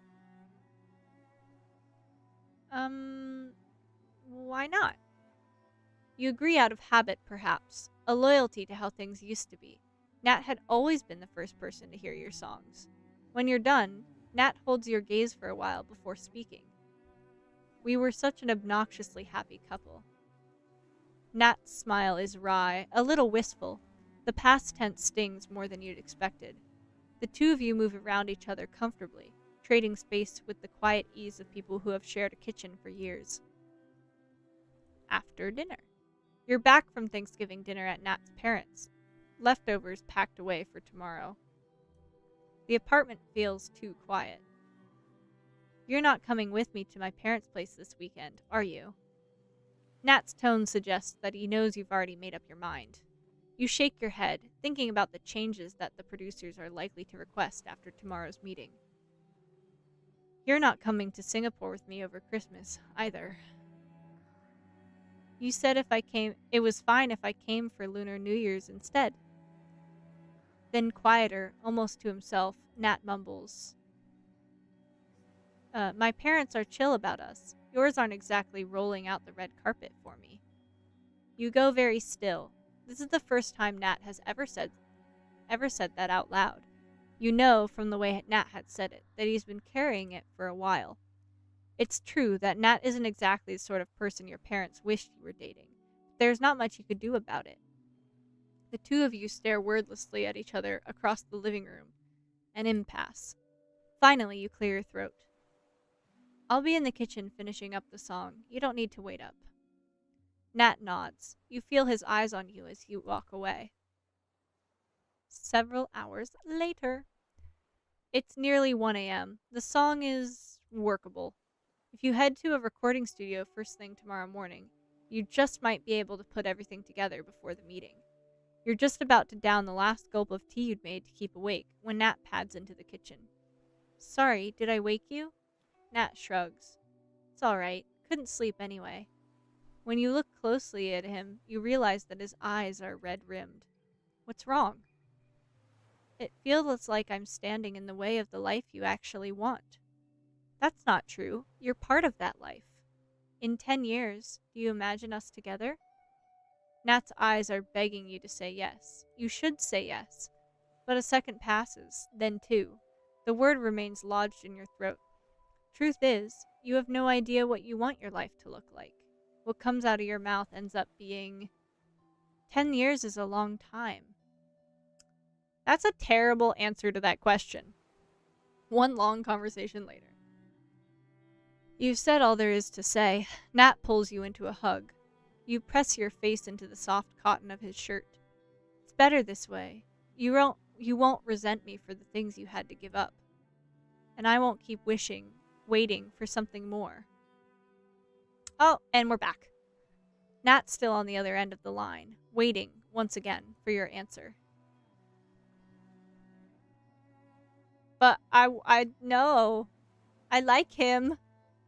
You'd wanted to say this ever since the conversation you had on Thanksgiving. But this time, the courage doesn't desert you. Nat, I don't want to give you up. Not now, not ever. There's a lot I'm not sure of, but I know I want a life with you. I'm so sorry I've been taking us for granted. I know we haven't been happy, but I can do better. Silence on the other end of the line. Not even static. You push through it. I still think we can fix things. Then, the unmistakable sound of Nat trying very hard not to cry. You know it from his shaky, uneven breaths. Over the years, you've learnt to endure a lot of things, but Nat's tears have never been one of them. Nat sniffs, then seems to regain his composure. Your breath catches when Nat begins to sing. Even if we went back to the very beginning, I'd still choose you. Somehow, he has remembered the tones and the words almost perfectly. You'd sung him this song on this very jetty, 3 years ago. You hadn't expected then that he'd file it away, saving it for a moment like this. Even though all you have is Nat's deep baritone, a smidgen out of tune, you can imagine him sitting right here with you, long legs stretched out in front of him in the sand. The silence afterward is rich and earthy and alive. How would you feel if I flew to Singapore? You blink, not quite sure you've heard Nat correctly. I was missing you, so I started looking at flights, and apparently nobody wants to fly on Boxing Day. Nat takes a deep breath. You've wanted me to come for such a long time, and I never did. I'm sorry I didn't try hard enough to be part of your life in Singapore. Nat's the sort of person who asks 1,000 questions before coming to a careful conclusion. Calm, steady, practical to a fault. Not the sort to book a last-minute flight on Christmas, halfway around the world on the strength of a feeling. And yet, I'll come if you want me to. Nat's voice is calm, unhurried, but it's okay if you'd prefer me not to. I know you're meant to be with your family. You think of everything that feels unfinished between you. Places in Singapore you've always wanted to show him, conversations you'd wish you'd had, parts of you that exist only in this city. Pieces Nat has never known. Even if you, and Nat don't find your way back to each other, you want to say goodbye to him here, too. Slowly, you let out the breath you've been holding. Of course I want you to come. There's a lot of things I should have done more of, things I should have done sooner. But maybe... You finish the sentence with him, voices blending. Maybe it isn't too late for some of those things. The mood shifts, something loosens in your chest. I'll see you soon, coming for those soup dumplings. You laugh, light and a little breathless. We'll get all the soup dumplings you want. Soup dumplings are fucking amazing. I love soup dumplings. This is how I feel every time I visit Melk's family. It's like, oh my god, can we get dim sum? Can we get xiaolong bao? Oh my gosh, please, can we get pork shumai? Please! You stay on the line for a little longer, neither of you willing to say goodbye. Afterward, you walk along the beach until you come to the end of the jetty. Above you, the night sky spreads like a blanket, vast and boundless. The ocean rises to meet it. You'd like to think Nat's staring out at the same sky, half a world away. Your heart unfurls. For the first time in weeks, you let yourself think about starting over. Back home, you fall asleep to the sound of the waves and Nat's voice, singing about the ocean, about forever, about going back to the beginning. The next morning, you wake up to sunlight streaming in from the window, sleep-muddled. You must have forgotten to close the curtains last night. It's only 7:30 a.m. You must still be jet-lagged. You turn around and try to go back to sleep, but your thoughts keep drifting back to last night's call with Nat. Even though things are far from settled, the conversation had eased the tight knot in your chest. For the first time in weeks, you feel hopeful. Nat would soon be here in Singapore, and you'd have one last shot at salvaging the relationship. You take a deep breath, watching as the sun rises above the apartment buildings opposite. Okay, oh my gosh, this is so exciting. Okay, I am just greedy like that. Anyway, so let's go back to...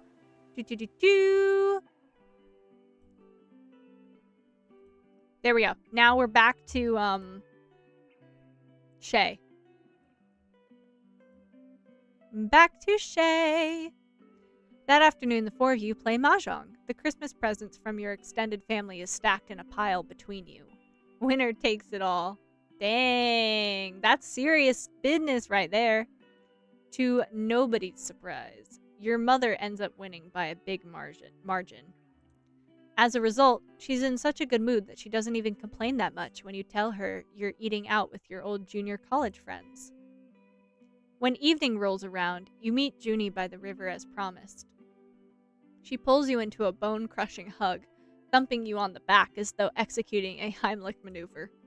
People are going to be so excited to see you. It's been years. I really love her t-shirt. It's a really good shirt. The two of you stroll along the river to the restaurant where you'll be meeting the rest of your classmates. Hey, maybe this is the day that you and Chu can finally get over the bad blood between you. You've actually never told her what went down all those years ago, even though you suspect Junie guesses some parts of it. Oh boy, now we're gonna get to find out what happened. 7 years ago, in the months leading up to the national examinations at the end of junior college, Chu and you spend most of your waking hours after school studying together. Amidst the whirlwind of classes, mock exams, and college applications, you and Chu fall even more in love. One afternoon, the two of you head to the library after class, but the air conditioning isn't working. Your brother has invited some friends over, so your house is out. I guess we can go to my place. My mom's out with a friend today. She'll be back late. You brighten. Chu hasn't invited you over in weeks because her parents are going through a rough patch, and she's been spending as little time as possible at home. All you know is that Chu's mom had found out about her dad cheating. Chu never wants to talk about it. Sure, I'll come. Can we make dumplings for dinner together after? As far as you're concerned, that recipe is the only worthwhile thing Chu has ever inherited from her mother. I swear it's the only reason why you continue to hang out with me. Among other things. You slip your hand into hers, fingers lacing together as you head toward the bus stop. You settle down next to Chu at her dining table. The two of you work mostly in companionable silence. You're finishing up a chemistry assignment, and Chu's doing a literature mock paper. After 2 hours, your attention slowly begins to wander. Chu looks up, narrowing her eyes at you. I can feel your gaze from here. She looks up at you, lips curling into a crooked smile. You promise not to be distracting. You're the one being distracting. You can see Chu's throat bob up and down as she swallows, gaze growing thick. I've still got 5 more minutes on my practice test. When you move a little closer, thigh pressing against Chu's, you see a small flicker of desire dance across her features in response.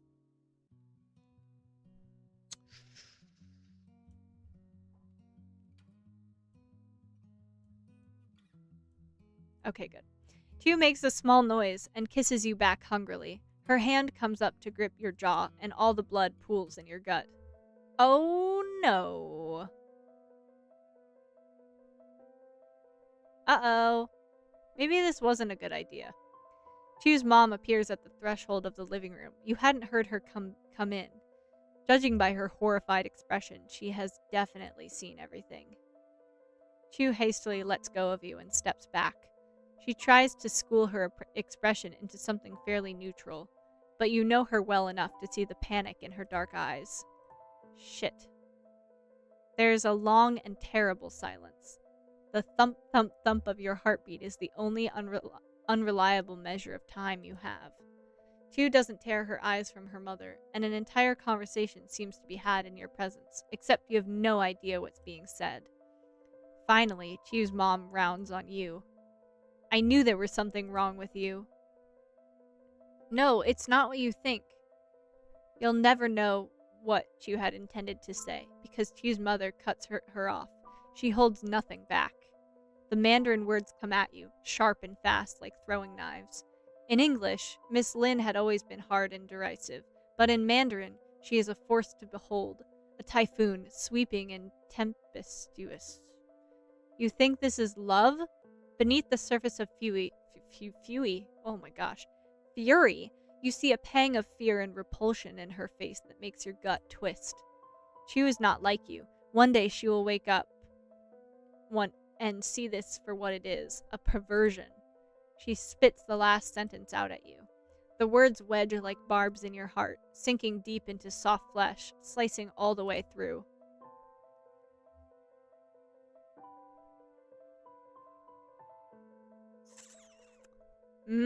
This is a good, This is a great question.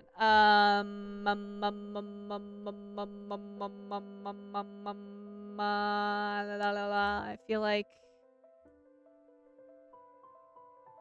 Did that help at all? Okay. It did. You know this woman deserves nothing of your honesty, and yet you give it anyway, for Chu partially, but mostly for yourself. The words well up from deep inside of you, and flows through your veins, spilling out of your mouth before you can stop them.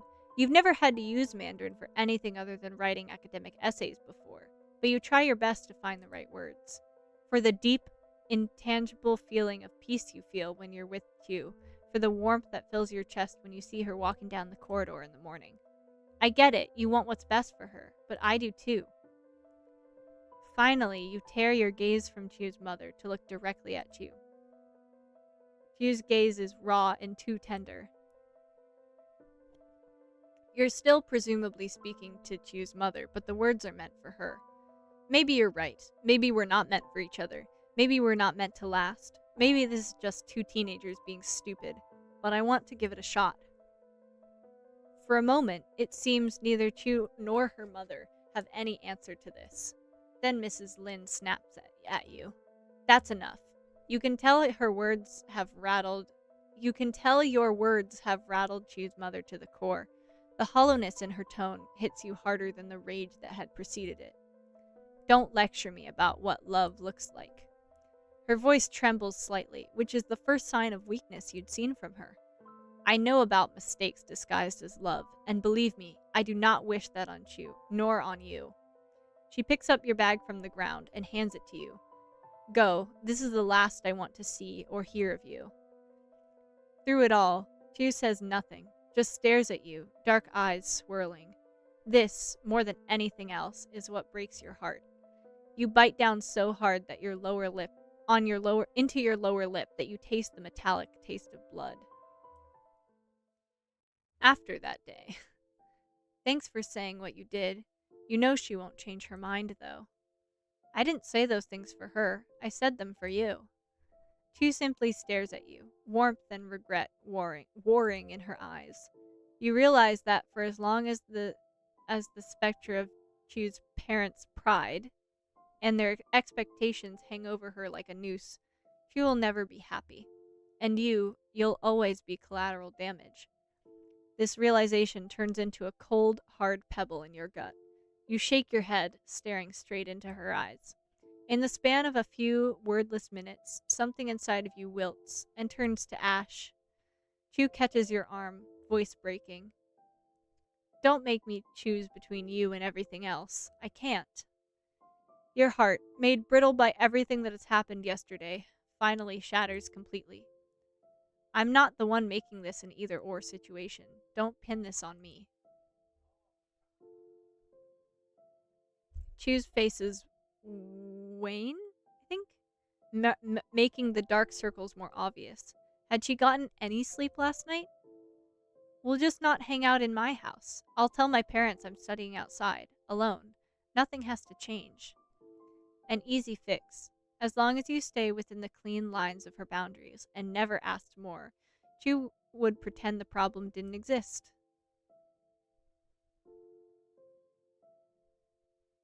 Hmm.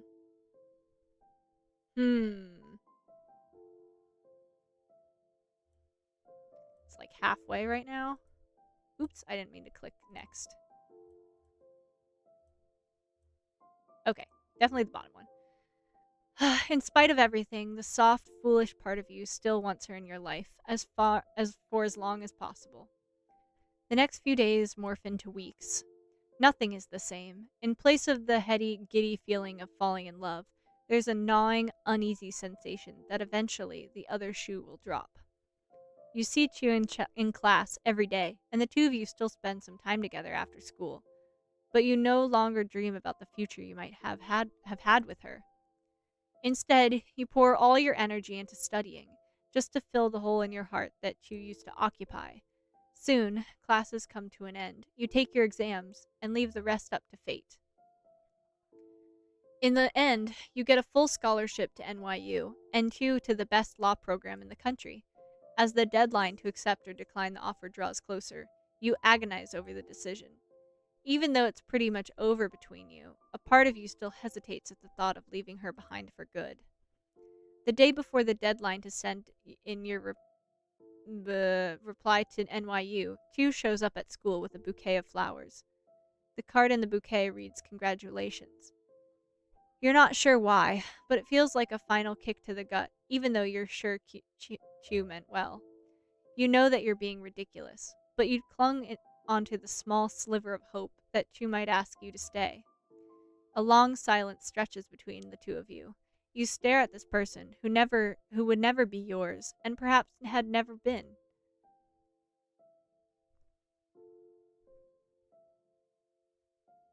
All of these kind of suck balls. This is very painful. This is worse. I kind of just don't want to say anything. Aw, thank you, Minty. I just want to see what remaining silence is. Would you prefer it if I had begged you to stay? I don't know, but it doesn't matter, because I know you won't. Chu does not refute this. The silence stretches between you. I see all of her pride and all of her pain, etched into every crevice of her face. I can't ask that of you. You shrug. You could, but you won't. Tears prickle at the edges of Chu's eyes. Stiffly, you thank Chu for the flowers. When she leaves, you accept the offer at NYU. That's the last you see of her. And we're back. Oh boy, this will be interesting. 26th of December. You and Junie have both stopped walking.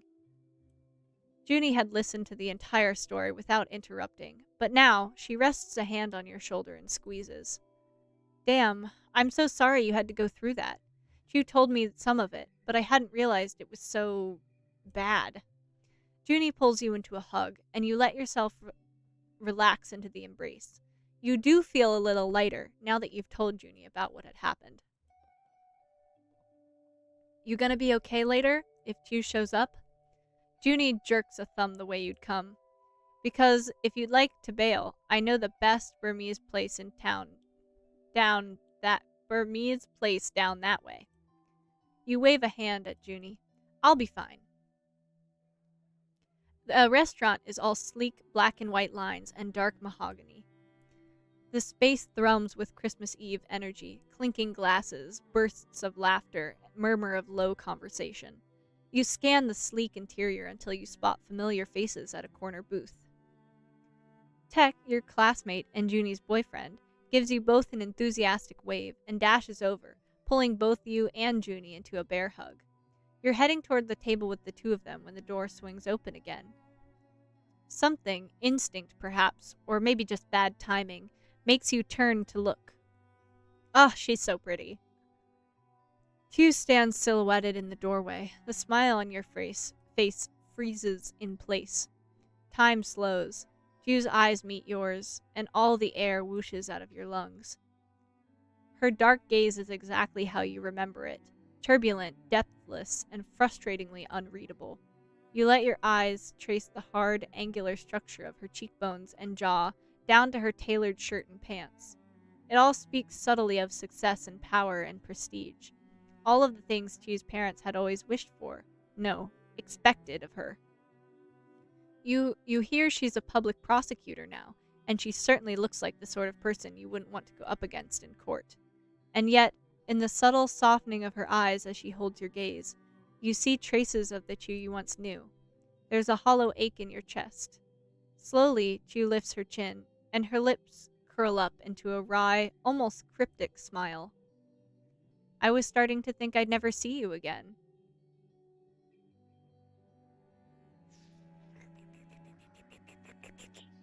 I don't know.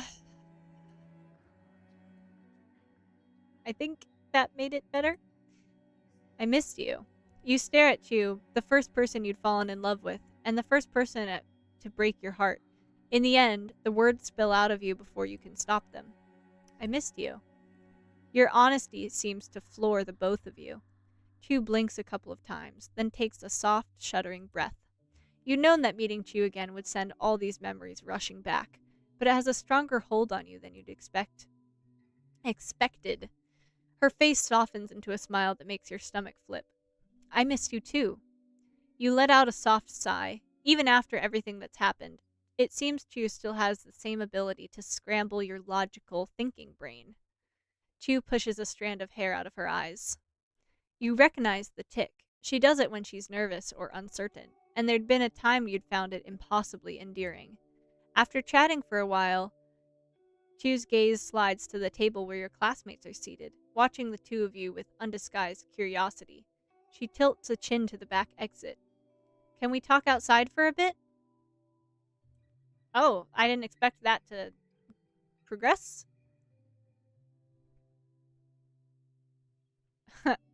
I kind of want to be funny, but it's just like a situation that would cause for funny.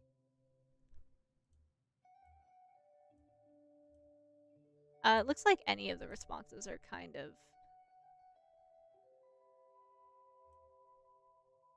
of meh. You're beginning to panic, so you reach for humor as a coping mechanism. Sounds like the start of every murder mystery. Chu laughs, shaking her head. I promise I don't plan on killing you. So, no promises that you won't do it accidentally? Chu cracks a smile at this. Okay, I promise I won't do it accidentally either.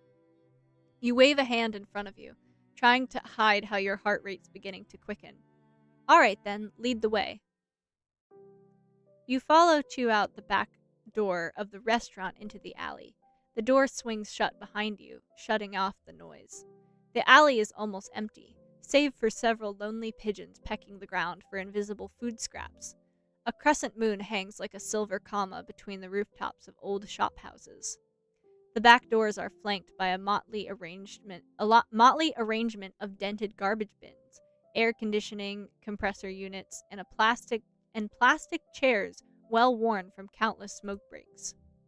For a while, the two of you just stare each other down without speaking. Well, that's awkward. Once, almost 10,000 miles of sea had stood between you and the past that you'd fought so hard to leave behind. Now Chu's standing so close you can smell the familiar scent of her soap. True to character, she hasn't changed at all even after all these years. You step back, trying to render her proximity less overpowering. You don't want to be reminded of sweeter times, simpler times, times when touching Chu, loving Chu, had been as natural as breathing. Okay, we're outside. What did you want to say? Chu takes a deep breath, and something shifts in her expression. Whatever had it remained of her hard exterior crumbles to dust in front of you. I wanted to apologize for the way things ended. Your heart drops to the pit of your stomach. Oh, oh, hi, Taffy. I didn't know if you would be here today. Thank you for the flower. I assumed you'd always be in my life. I was 18 and stupid, and Chew keeps going, words coming out rough and unpracticed. I thought I could do what my parents wanted. I achieved everything on their list, ticked them off one by one. It didn't make me feel anything. It's okay, Taffy. Chew sucks in a breath, then chokes out the words. I thought I could come back for the things that actually made me happy afterward. But by then, you were already gone. You think of that afternoon in Chew's house, everything that her mother had said and everything that she had not. You think of the flowers and the question that Chew had been unable to ask. You look at Chew for a long moment without saying anything, palms sweating in the humid night air. I never stopped wondering if things might have turned out differently if I had said something then, if I had asked you to stay all those years ago.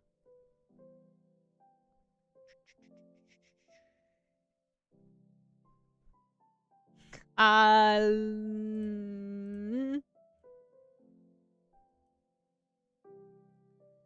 are you telling me this now? Chew's making you feel things you're not sure you want to feel. You wave a hand at the tailored suit, the carefully styled hair, the accumulated evidence of how much your lives had diverged. You squeeze your eyes shut, feeling the old wounds split open, your voice rawer than you'd expected. You fight for every goddamn thing in your life, but you never fought for me. Woo, she wants me again? Oh, damn. So let me. Chew looks down at her hands, then back up at you.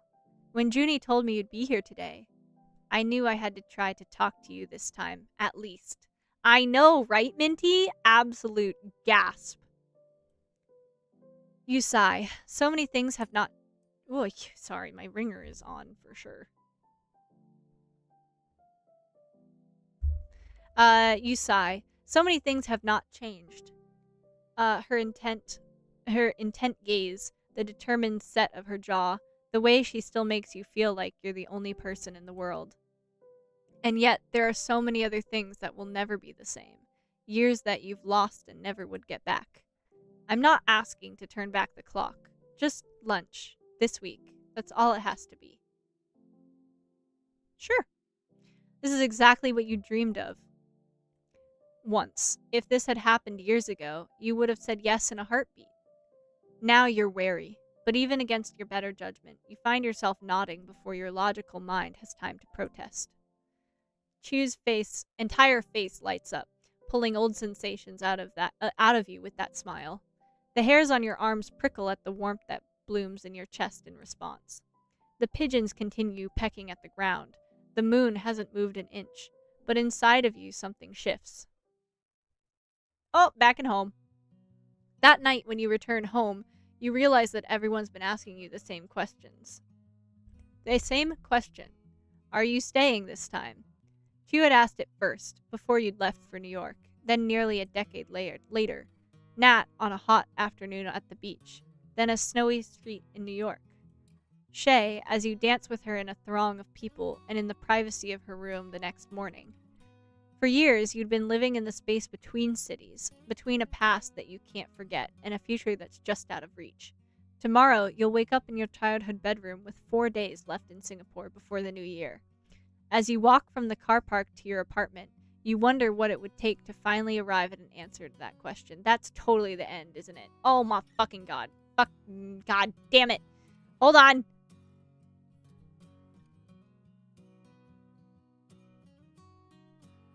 Which one? I think it was this one. We gotta do Nat's part real quick.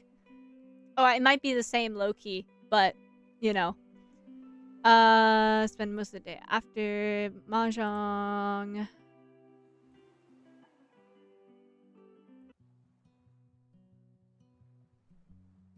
Okay, I want to know what would happen if I don't kiss her. Is it just as bad? Oh, it is. Ah, perfect. Okay. The cliffhanger. I want to go straight for the jugular. That's rich. You deliver the blow that you know will put an end to any semblance of a chance you've ever had for winning Chew's mother over. Probably never had a chance anyway, and at this point, you no longer care. That's rich. You're lecturing me about love? You meet her gaze coldly with insinuation lodged in your tone, and you know she knows exactly what you're alluding to. You hear the harsh intake of breath from Chu, seeing the clench of her jaw. Ooh. That was not the right thing to say for her.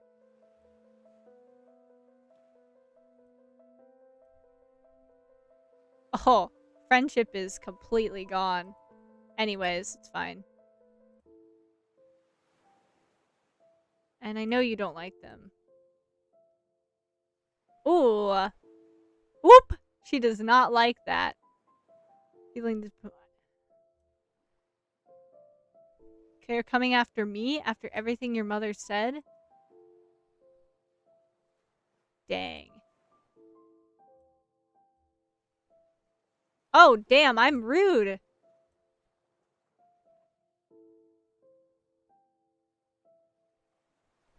I'm sorry. I just wanna like get a different answer. I don't actually like these answers. The damage is done. Place of the heady, the being in love, there's a hollow feeling of betrayal. Now it's about your grades. Next, it'll be your career. But underneath it all, there'll always be the chokehold of your parents and their expectations of what your life should look like.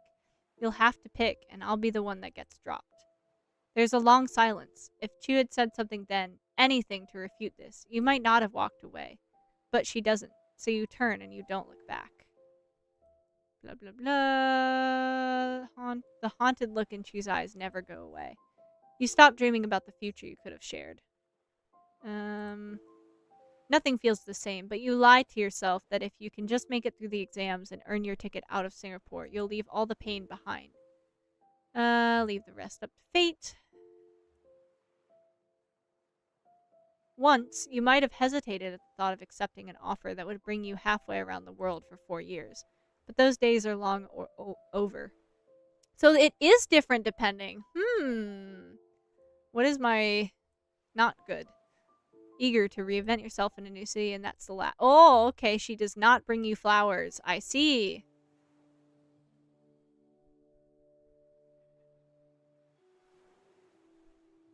I'm gonna remain silent. Oops. Emotions, let's see, the first... You wonder if she can still read you as easily as she once did. You grit your teeth and try to tamp your feelings down, but like a pot on high heat, they keep threatening to bubble over. Let's see, what did that do? Oh, she actually didn't mind that. Sure. You don't trust yourself to speak. Instead, you just nod wordlessly, already praying fervently that this isn't a terrible mistake.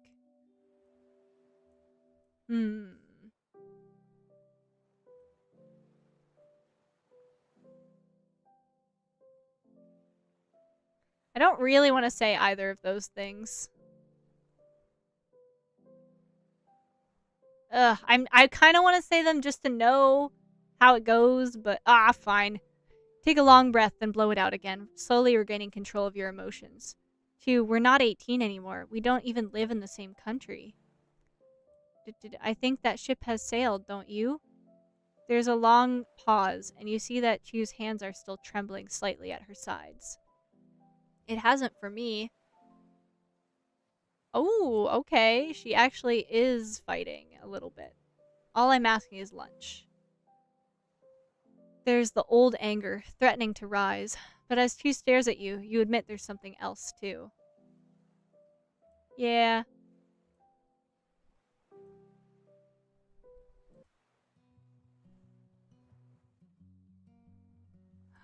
Okay. Oh, okay, wait, hold on. Wait. Oh, wait. Oh, did I not save the other one? Fuck.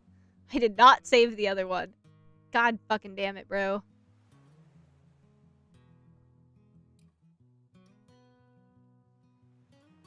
Wait. I want this one. Is this... Oh, okay, this is... Okay, perfect. We're gonna do this. And then this. Yeah, okay. And then this. Yes. I missed you. Be funny. Why are you telling me all this now? Agree. Oh gosh. Oh gosh. Based on your choices in this playthrough, these scenes will be available in the full game. Got it. Catch up with you over lunch. Spend time with Nat. See if there's anything left to save. Go boxing with Shay and have dinner after. Have a follow-up conversation with your mother about what she said in the kitchen. And many more scenes. Different choices might unlock other scenes in another playthrough. Winter 2026! Oh my god. Okay, guys. This was a really awesome... This was a really awesome game. This was awesome. I understand this picture now. I thought this was the main character, but nope. This is awesome. I might, in the full game, change the gender of some of them just for funsies. Just for funsies. Anyways, that was awesome.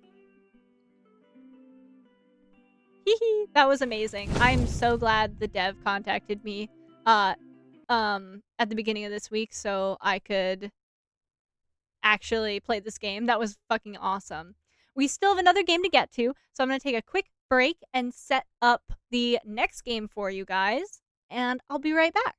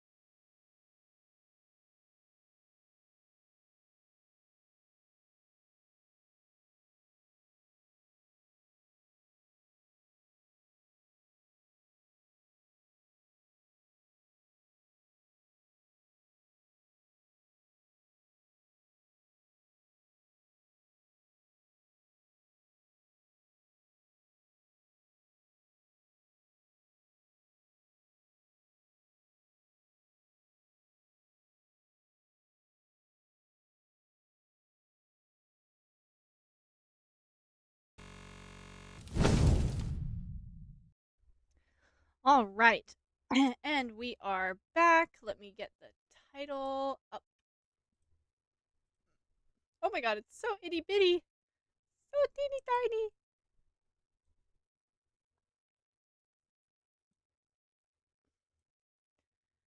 Oh my goodness gracious. All right, you guys. I did a little snack. I stole some of Milk's french fries. It was awesome. So, right now, we are streaming a game called Poetry in Purgatory. This is technically a sequel, but it is not necessary to play the first game. It just basically takes place in the world that the other game takes place in. That's kind of the only sequel part of it, as far as my understanding. But yeah, it's really unique so far. I don't really know much about it other than the name and the art style. Very reminds me of Death and Phaeology from last year's festival, but we'll just see how this goes. I'm very excited. If this is an intriguing game to you, all you need to do is type in !game info and you can get the synopsis and a link to the store, as well as a link in the pinned comment if this is something that you guys want to play. So, without further ado, let's get started. They say that when you die, your whole life flashes before your eyes. Oh, that's right. I've been poisoned. Someone send for help. Maybe my death was too fast, because I sure didn't experience any flashing. It's the young mistress. She's choking. Oh, another small girl who is royalty getting poisoned. Wow, we've had a theme here. Oh wait, almost forgot. Let's get the music up in here.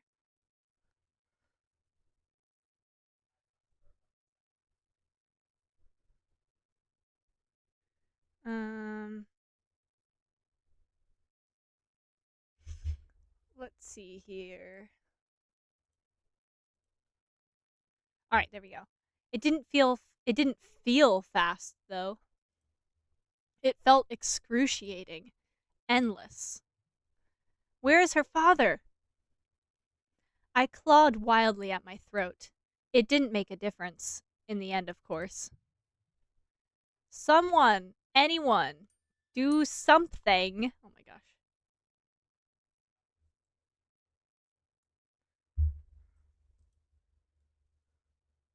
If only I knew then that dying would turn out to be the least of my problems.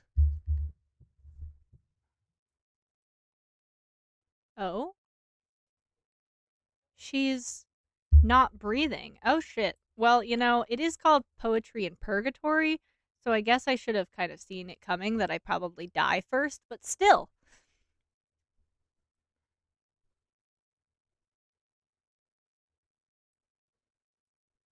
Oh yeah, baby. Here we go.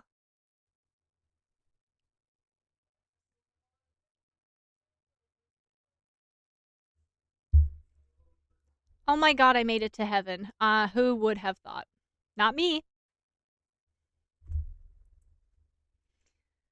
Huh? Oh, a dream. It's been forever since I had one as lucid as this. I can practically feel the. What am I walking on anyway? Are these clouds? Oh, and there's a rainbow and everything? Hello?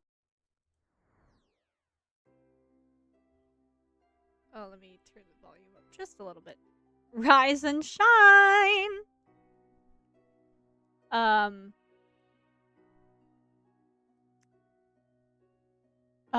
Didn't you hear me? What are you doing? I'm pinching myself, obviously. How else would I wake up from this ridiculous reverie? Reverie? You're using fancy pants words. Oh? Is that fancy pants words? What an interesting choicey choice. Very well then. Pinch away, human. Well, now I don't feel like it anymore. Oh, changing your mind just like that, are ya? It's all for the best. Is he? Is he? No matter what you do, you are stuck here for now, you see? I don't understand. Wait, is he? Only my friends call me that. Oh, I'd love to be your friend. That's not what... Stop screwing with me. You don't know who you're messing with. You name-knowing stalker. My father will punish you once he finds out where I am. Wow, I'm kind of a brat, huh? Alright, let's cool off just a little bit, okay? I feel like we've gotten off on the wrong foot here. Or is it gotten off on the wrong feet? Some of these human sayings are still tough to get right for little old me, even with all my fantastic knowledge. Yeah, that was a pretty original insult. You name-knowing stalker. That's the second time you say human like that. Who are you? Wanna guess? Well, clearly I'm in fucking heaven, so... Taking that as a no. I'm God? There's no way. But, since we're friends, you can call me Rem. Rem, Theo. Oh, I didn't get to read it in time. Can you hold on for a second? Rem, was it? What are you doing now? What the... My phone is not here? Did she steal it while I was unconscious or something? How am I supposed to call for help now? What a mean thing to accuse someone of. We just met and already you were calling me a thief. You're definitely suspicious, so can you blame me? Wait, how did you know what I was thinking? Isabel? Salvi, 20 years of age and daughter of world-famous businessman Rain Salvi, an only child born on New Year's Eve. You love licorice and you love eating it while sorting through your impressive collection of expensive jewelry. And you're extremely proud of that one time you managed to do 25 jump ropes in under a minute. Blah blah exposition blah blah. The reason why I can read your mind is the same reason why I know all these things about you, see? It's because I am God. I did not expect God to be a small little girl. Gotta be honest. I don't really know what I expected God to be, but it wasn't a small child. Get it? You can't possibly be serious. You went from confident to angry to mellow awfully quick, little friend. But that's okay, because today is very important after all. It's your first day in heaven! Woohoo! You don't seem excited. Heaven? But I'm not dead. Correction, you are dead. Death actually being one of 2 pesky prerequisites to getting here in the first place, you know. Yeah, exactly. 2 pesky prerequisites. What's the other one? Oh, I'm really glad we're on the same page here. Being special. Oh, special. Let's put a pin in that for now, shall we? I would love to have more of an explanation on that, please. How about you follow me beyond the pearly gates? I'll show you the old office, and just how lucky you are to be here. I suppose... I can't believe any of this. I'm dead? And talking to God? What the actual hell is going on? Not hell, Issy. Heaven. Get out of my head. Okay. Welcome to my little hidey hole, Issy. Sorry about the mess.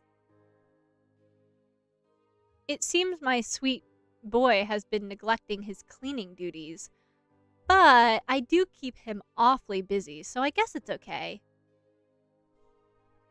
Your sweet boy?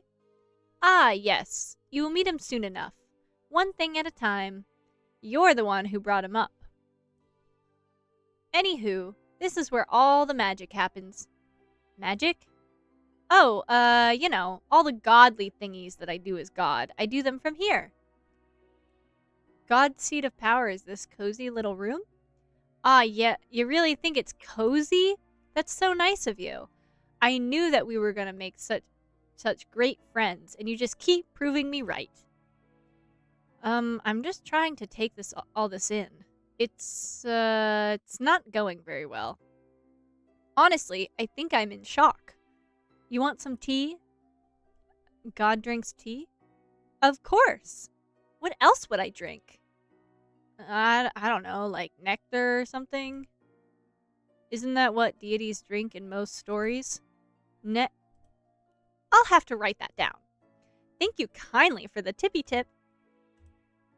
If you really are God, I have to say that you're nothing like how I imagined you to be. Oh? Am I disappointing you, Issy? No, I don't know. It's just a lot. 1 minute, I'm eating dinner, and... Hold on a second. How did I die? Oh. Oh, you were poisoned. What? How? 3 excellent questions. Don't you know? I do. But I'm a bit fuzzy on the details. It's probably better if you figure that out for yourself. How am I supposed to do that? Don't you worry about that, Issy. It will come back to you in time. What does that mean? It means that everything will be fine in the end. I think. You think? We're getting off track again. This isn't showing you how lucky you are at all. Let's switch the subject. It's quiz time.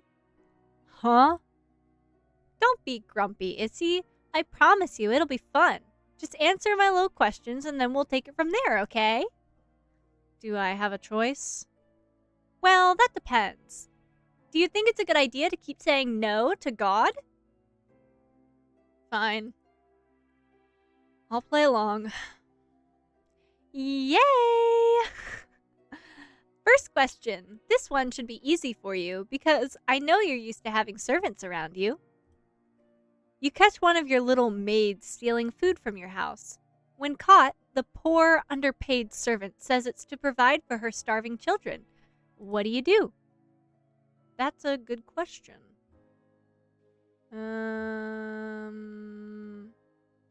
Well, damn, I'm not a fucking asshole. Let her get away with it. She needs the food more than I do. Interesting. Second question. Let's dig a little deeper. Your best friend is getting married. Woohoo! But just hours before the ceremony starts, you catch your best friend's spouse-to-be kissing it up with someone else. Oh no! Disaster! What do you do? That's also a good question.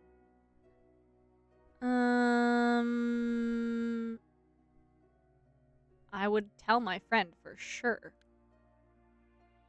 Oh, this is interesting. I see. Third question. Now it's getting fun for real. You take your new car for a drive and accidentally kill a pedestrian with it. Oops. Luckily for you, though, there's another person there, and for some reason he thinks he's the one who killed the poor walker. He's even ready to take the blame, even though he's innocent. What do you do?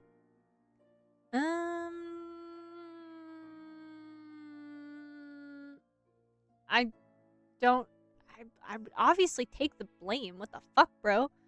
I take the blame. I'm the guilty one after all. I thought as much. Fourth question. Just let me clear the old throat a bit. Oh, Oh my god, I'm not repeating that. Excuse me? Oh, sorry. I was thinking out loud. How clumsy of me. She's so weird.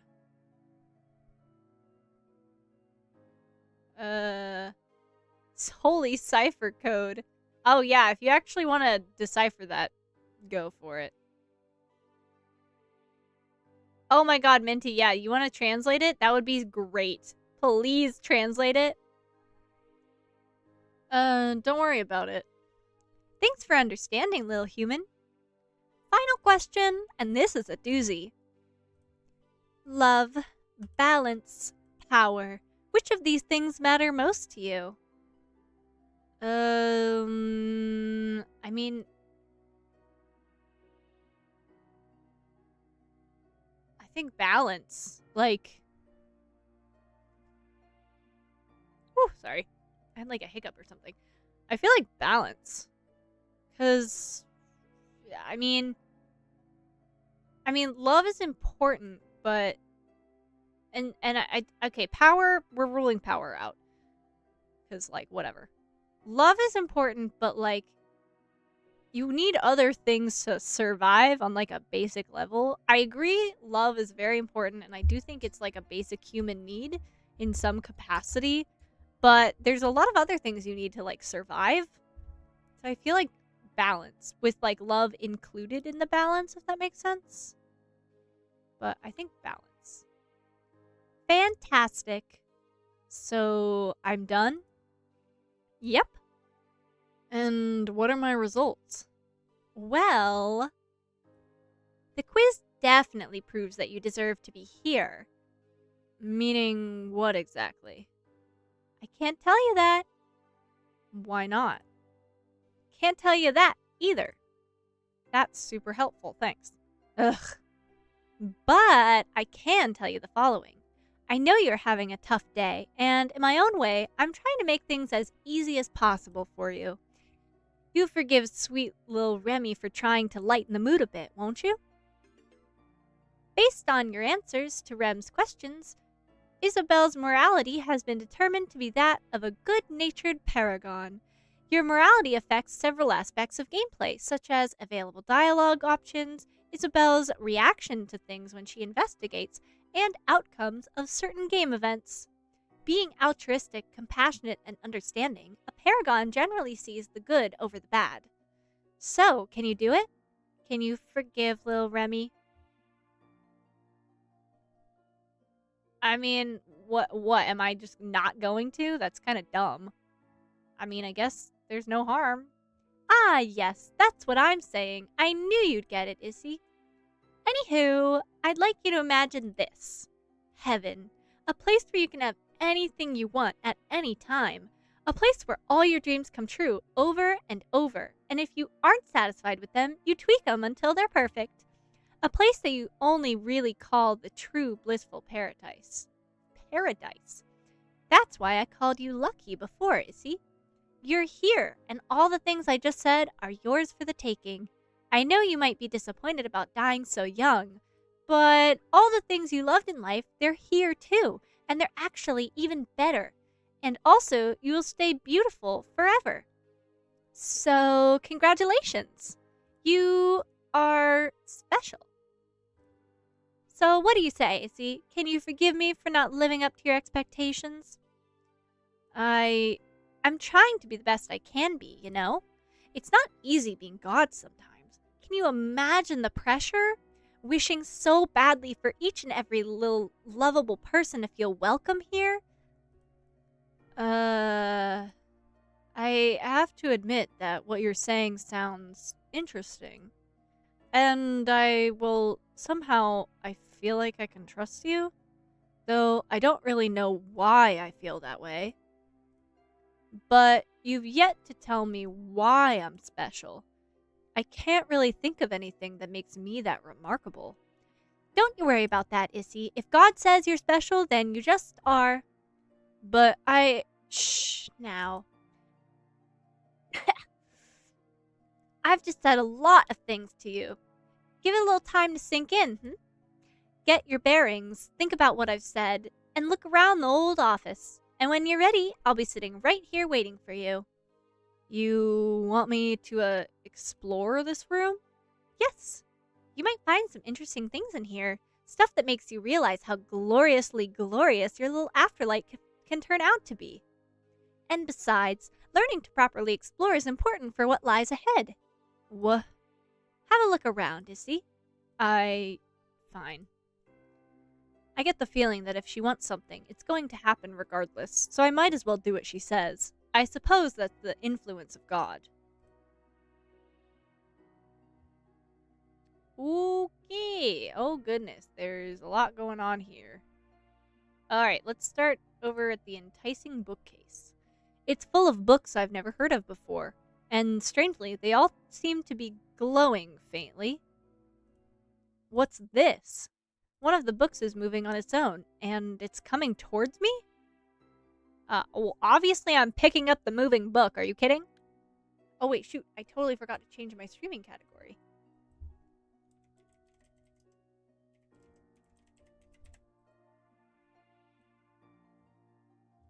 Whoopsies! Alright, well, that's been updated.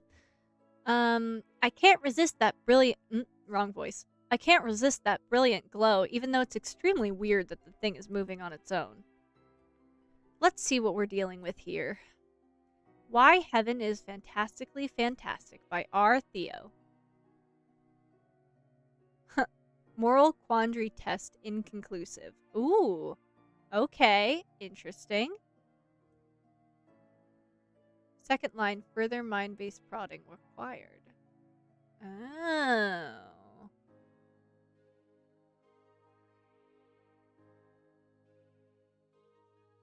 Interesting. This should make for an interesting read. I'll just open it, and what the... You find yourself surrounded by an infinite void. However, you feel strangely at peace. It's as if everything finally makes sense.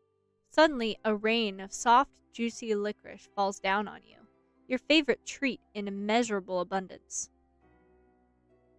Yeah, there's a third line.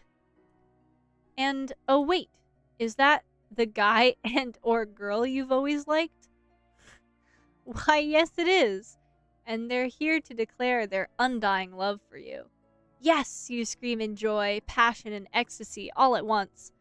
The only thing that could possibly make this better is if... Can it be? Yes, it can. Whatever you just wished for came true. This is all too good to be real. If only you could stay like this forever. If only you... Oh, we're back. What? No. Take me back.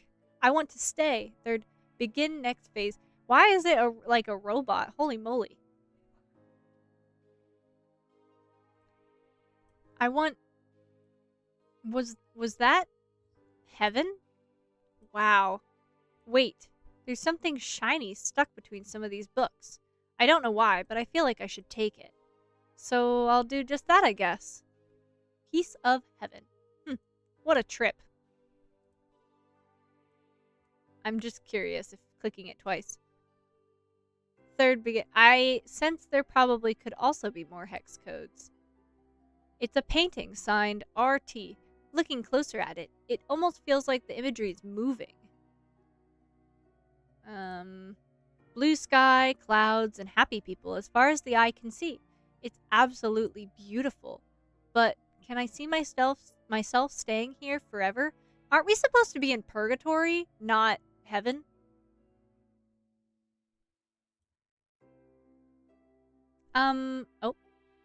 What are you doing there, Issy? I thought I'd read that note. As in the private note on my desk? Yeah? Sheesh. So, can I? No! Oh. I thought maybe clicking it again would do something different. It's a world map. I guess even God needs to practice her geography skills occasionally. It looks like that's everything that's interactable. Do you do you like my little personal corner of heaven, Issy? I bet you get a lot of work done in here. You have no idea.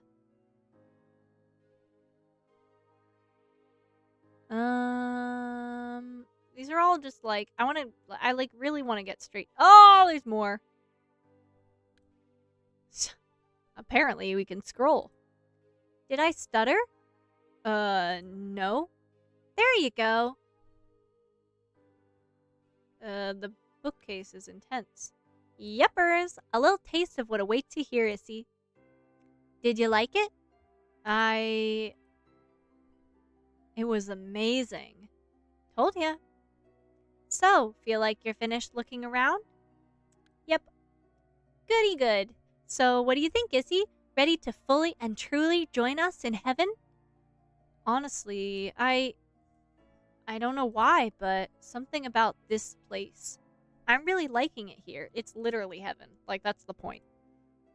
And I mean, dang, the things I felt when opening that book. If heaven is really like that, then, well, all things considered, I feel at home here somehow. Like I was always meant to be here, you know? Heaven is where you rightfully belong, I guess so. That's great, Issy. Hearing you say that now really made my day. I just made God's day, huh? So it seems, little friend. And since you like it here so much, you won't mind helping me out with a teensy-weensy little problem I'm having, right? What kind of problem? Well, you see, remember how you're special? You do keep saying that, yes. You're about to realize just how rare that is, Issy. I'm just waiting for the book to drop and that we're not supposed to be. Yeah, no. I'm like, I need to I'm waiting for it as well, Minty. The number of humans who end up in heaven is very small. Only the best of the best. However, everyone else needs to go somewhere too. The world of the living can't overflow with silly lost souls wandering around aimlessly, now can it? That would be amazingly unamazing. Don't you agree?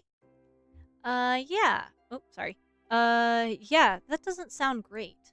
Right? So, in order to avoid that, a compromise had to be done. Another place altogether for those not quite as lucky. A little playground of sorts. Down there, my brother keeps all the non-specials, the dwellers, in check. They live out their days trying to make peace with their deaths. If they ever successfully find that peace, they get to go through an old glowing tunnel, and then they get another shot at becoming special. Wow. No, it's just you're revealing all the secrets of life after death to me. And so let me try to get this straight. The purpose of living is to be great enough to make it to heaven, and if you don't manage it, then you must escape hell in order to try again? Not hell. I prefer to think of it as purgatory. Roll credits! Hello? Yes? You just stopped talking? Oops, you just stopped talking? It was a dramatic pause. Don't you enjoy a little bit of flair in your exposition, Issy? Don't change the subject. Are you angry with me, Issy? I mean, the blue answers seem like that aligns with what I'm supposed to say, so... I mean, yeah, I guess. I just feel bad for the people who didn't make it to heaven. Oh, you are a kind soul, Issy. You might be thinking that I'm supposed to be all-powerful, so why don't I just make room for everyone here? Aw, okay, Minty. Sleep well. It's not that simple, Issy. You have to trust me on that. Can you do that? Can you trust me? Fine, I'll trust you. So, what does your problem have to do with all of this? Night-night, Minty. All right. My mind is just a big old mess today. I keep forgetting to focus. So, yes. You are a denizen, someone who lives here in heaven with me. And as such, I expect certain things from you. I already know that you are starting to really like this place, so helping me out a little bit in order to stick around shouldn't be too much to ask, Wait, are you saying that you'll throw me out if I don't help you?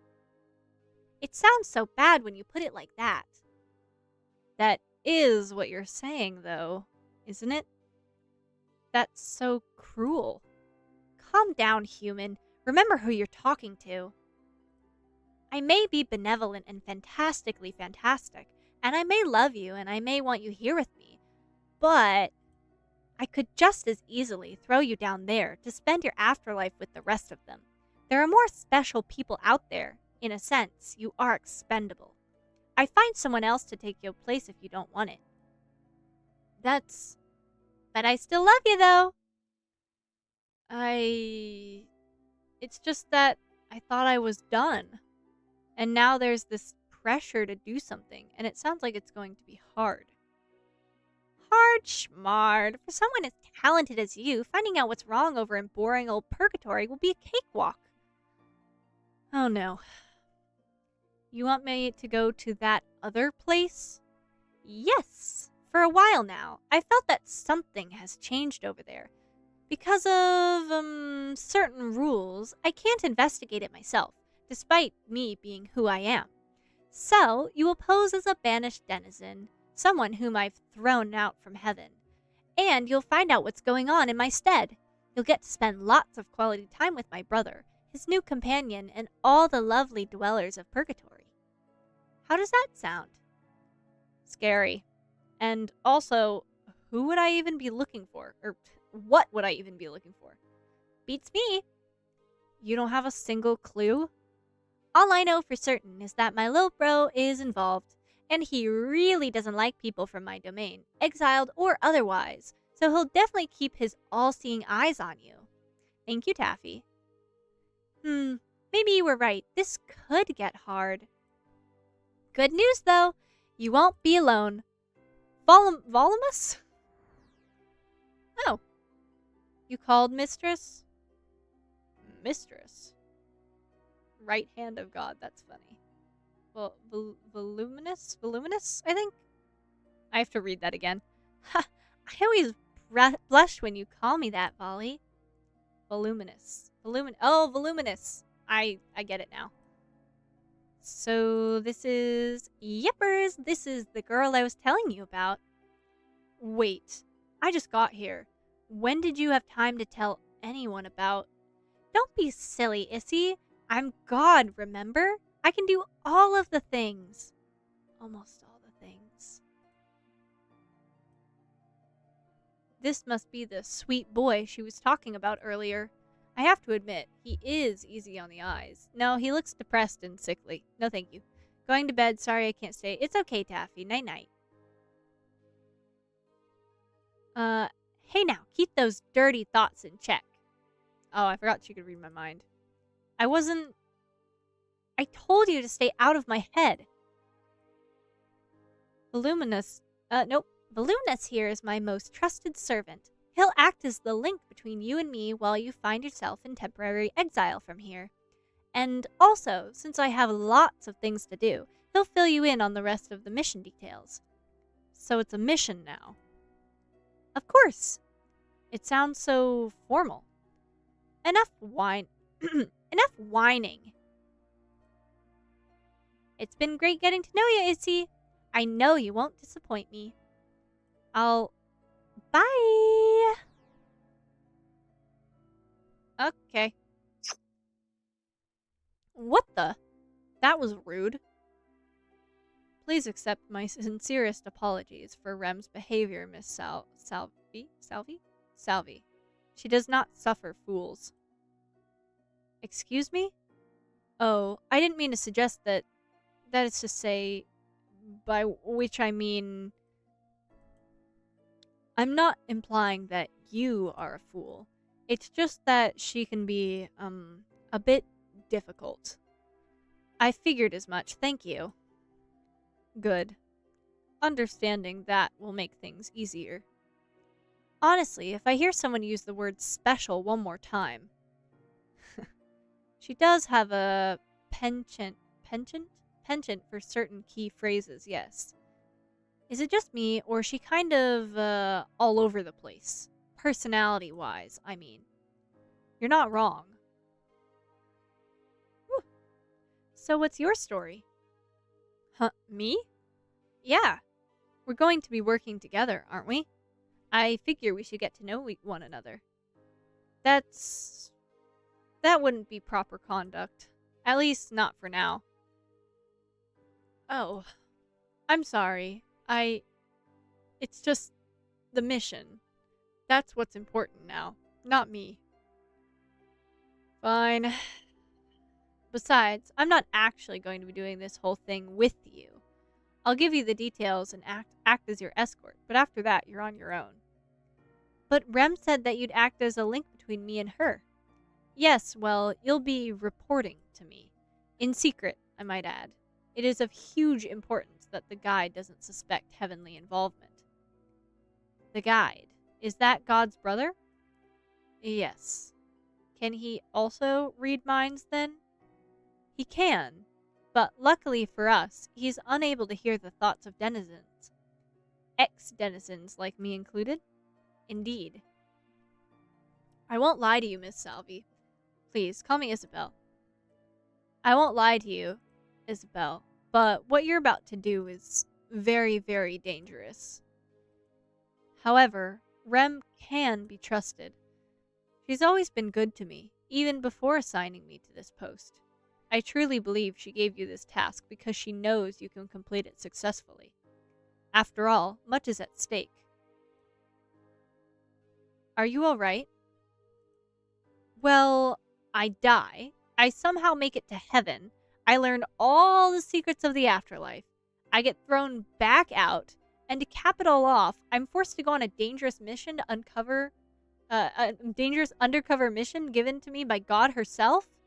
All this in, like, what, a few hours? But hey, it's all good because apparently I'm special. Oh, and also, God and heaven are both real? And I'm just supposed to accept all of this at face value as if it's not the most natural thing in the world? As if it's the most natural thing in the world? Honestly, how could I possibly be alright? Sorry, I know this isn't your fault. I shouldn't be taking it out on you. You are understandably frustrated, Isabel. Not long ago, I was just like you, pondering all these questions, new to heaven, wondering what I'd done in life to deserve making it here. To be perfectly honest, I still don't fully know. That's not very reassuring. I mean, doesn't not knowing bother you? It does, to a certain extent. However, I've come to realize that perhaps just being here is good enough. I'm sure you saw it in yourself in Rem's book, the infinite pleasures available to us in heaven, including opportunities to deal with unfinished business. Huh? That is, I didn't intend to, by which I mean... He's quite cute when he gets flustered like that. Alright, enough is enough.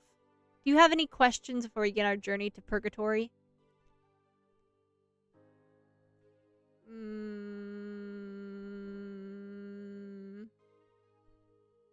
Going in blind. It's my pleasure. Maybe later we can have time. When we have time, we could talk some more about non-mission stuff. I suppose I wouldn't mind that. Tell me about Purgatory. You'll be able to form your own opinions soon enough.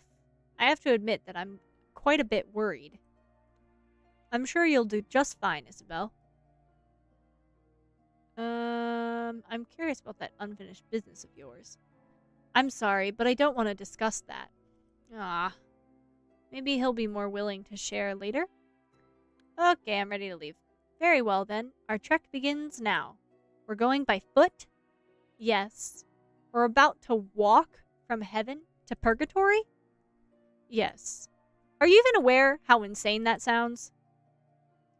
I suppose all the time spent here has made me numb to the absurdity of it, to a degree. Good thing I'm here to remind you of it then. Right. Now then, please follow me into the tunnel. I totally missed that there's a giant entrance. Or maybe giant exit right outside these gates. It doubles as both. I'll tell you more about it as we walk. Oh. I'm excited to meet the brother. I have a feeling he and I are going to get along. It's really dark in here. Just stick close to me and you'll be fine. Are there any dangers around? Only the obvious danger of getting lost. Eek!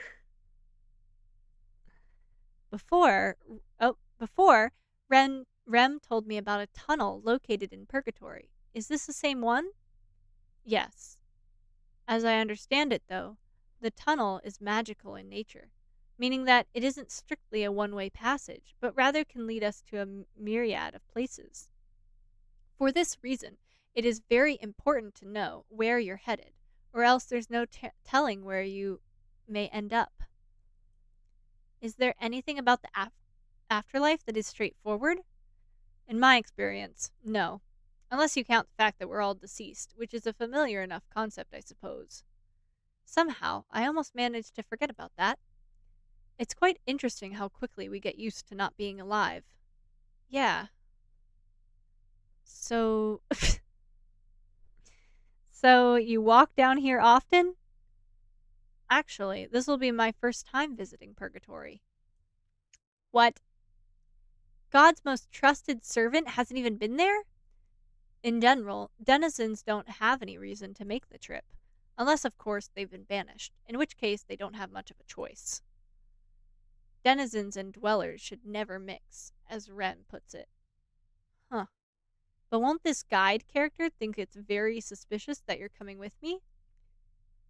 Usually, Rem herself brings the banished to Purgatory, so yes, it could be seen as strange. However, she has her reasons for doing things, and I must assume that she's taken that into account as well. Besides, the guide has recently appointed a dweller to be his new companion in running his domain. Taking that into account, I guess this isn't out of the question for God to promote a human of her own. Is that what you mean by getting assigned to this post? You got promoted? You catch on very quickly, Isabel. I try. I'm very impressed, voluminous.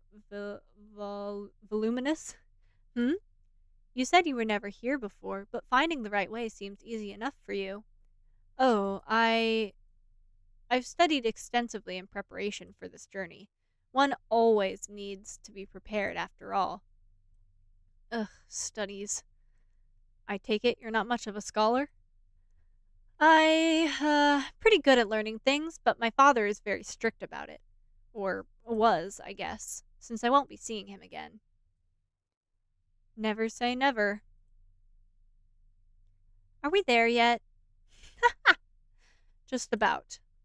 In fact, we should be able to see things brightening up very soon. Thanks for being such pleasant company. Likewise. Oh, flashbang. Fuck, man. That's fucking bright as shit.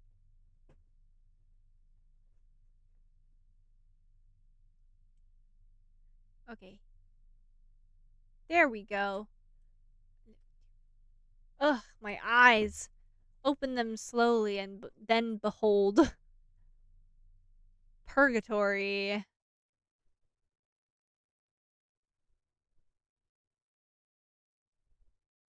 This isn't... Huh. This is not what I expected it to look like, to be completely honest with y'all. This kind of looks like... This looks kind of like a terminal? It does appear to be some sort of waiting hall. Isn't that what I just said? To think that this is what awaited us at the other end of this tunnel.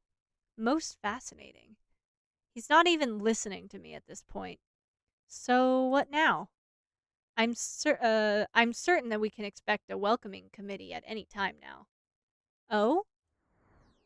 Oh, hello. Rise and shut. Oh. Denizens.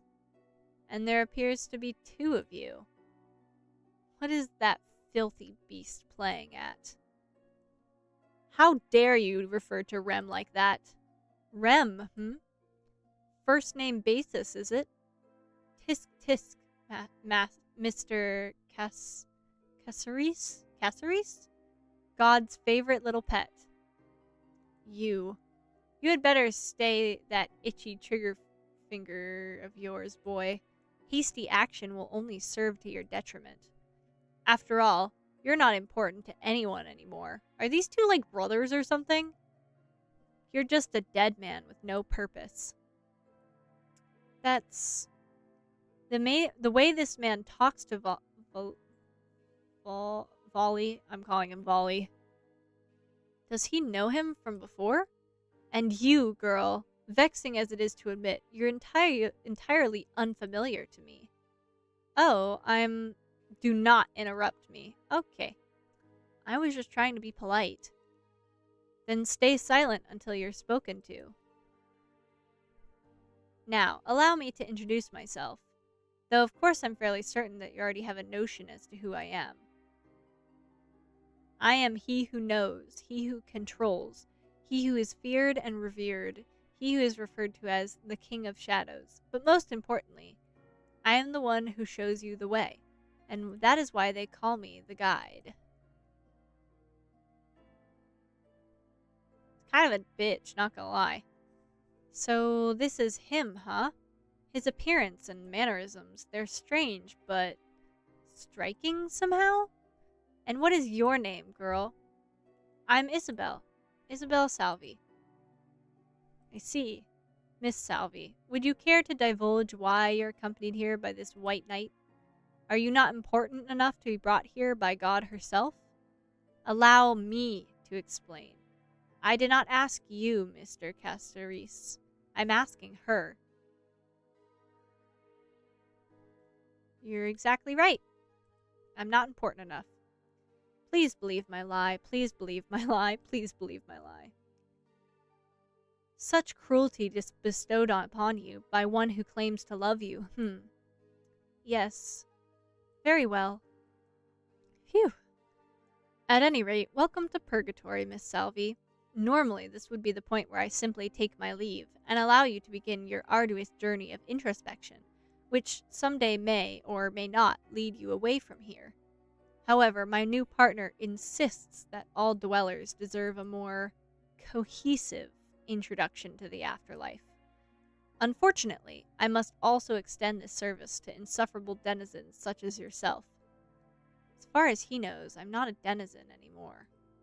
He still seems to dislike me though. So, if you'd care to join me, lead the way. Not you, obviously. But you're just an escort, aren't you? Unless you have an ulterior motive for being here. You're right. Forgive me for my lack of proper conduct. However, I will wait here until Isabel returns from your introduction. That isn't how it's usually done. I've been given strict orders to ensure that Isabel will be alright in your care. I can't believe she doesn't trust me. How utterly devastating. But also entirely warranted. Fine then, Mr. Caceres. Feel free to enjoy this dull room until your young protege returns to tell you about how wonderful Purgatory is. I'll make sure to do that. There's definitely something going on between these two, but what is it all about? Let us be off, Miss Salvi. Ah, yes.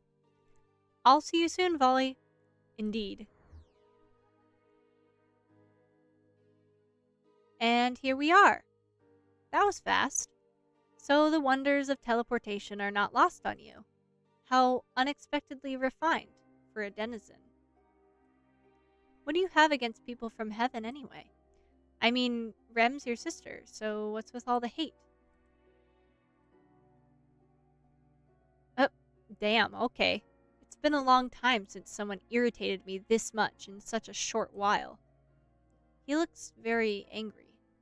Let me make one thing exceedingly simple for you to understand. If you ever call her my sister again, I'll terminate you on the spot. We are not siblings of any kind. Do I make myself perfectly clear?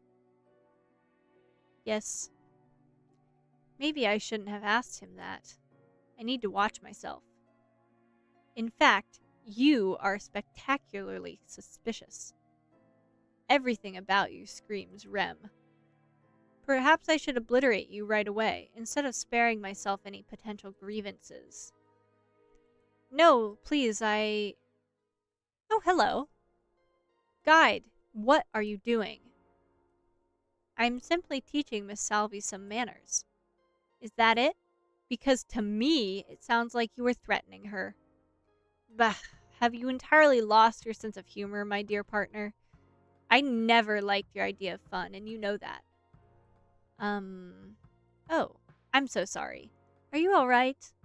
I think so, yes? That's a relief. I know what a handful this man can be. Someone needs to keep the house clean, remember? What does that even mean? Please forgive him if you can find it in your heart. He's very serious about running this place properly. Probably a bit too serious. Someone has to be. Anyway, I'm the voice, and it's my pleasure to welcome you to Purgatory. And to this, the Hall of Deities. Oh. I like how her tie clip is a sideways cross. Because it's not hell, it's like in between. That's really clever. Oh, thank you. She seems really nice and so human somehow. I have a feeling that I'll like her. The voice is such an odd name, though. Maybe she's a good singer or something?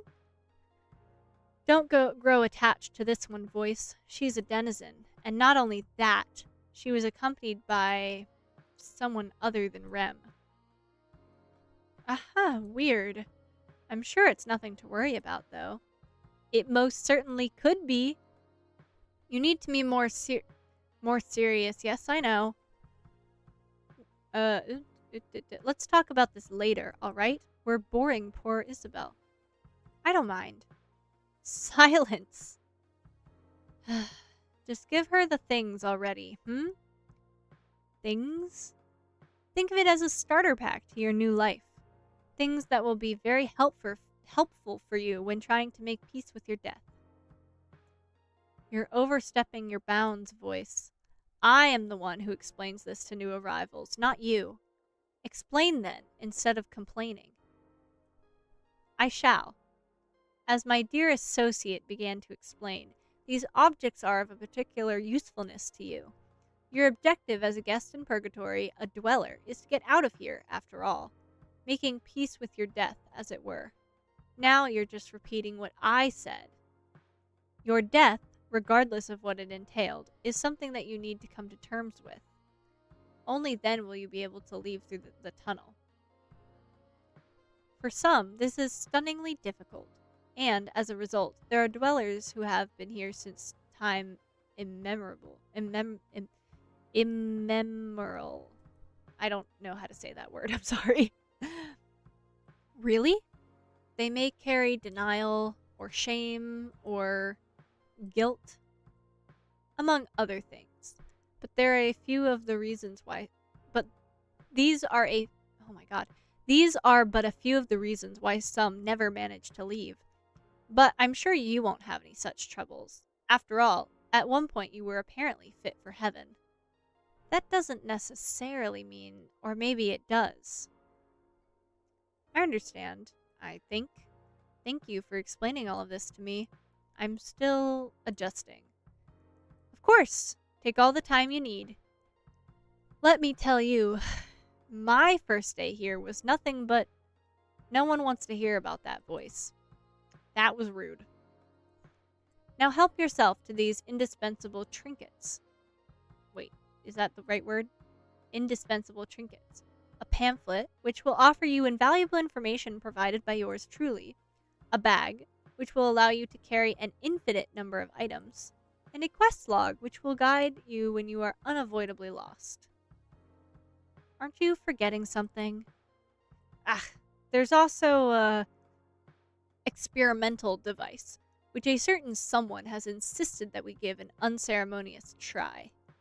Certain someone reporting in, we're giving you a phone.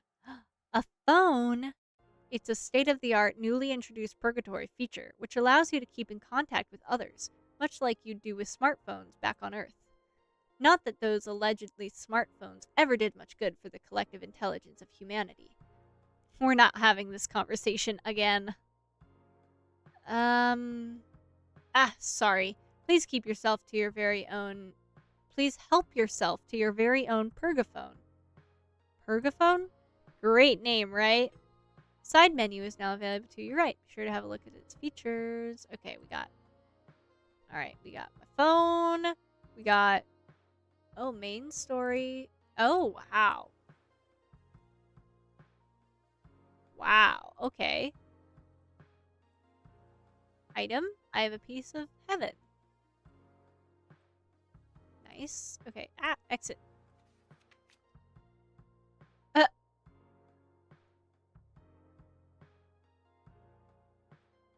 I've only really met myself. Nice. God's Office, Hall of Deities. Okay, return.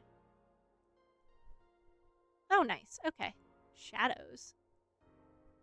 Every shadow is a dweller, but not every dweller is a shadow. What is a shadow exactly? Are they lost, lacking something, heartless, uninteresting? Punish creatures visually. All of that, and also none of that. What kind of king would I be if I were so easily to... Okay. That's unhelpful. And then... Oh, okay, cool. This is sick. I have never really had a menu like this before. Or, like, a menu that has a canon reason for existing. I'll send you a text message later to make sure everything works as intended. Aw, her cute profile picture. Alright.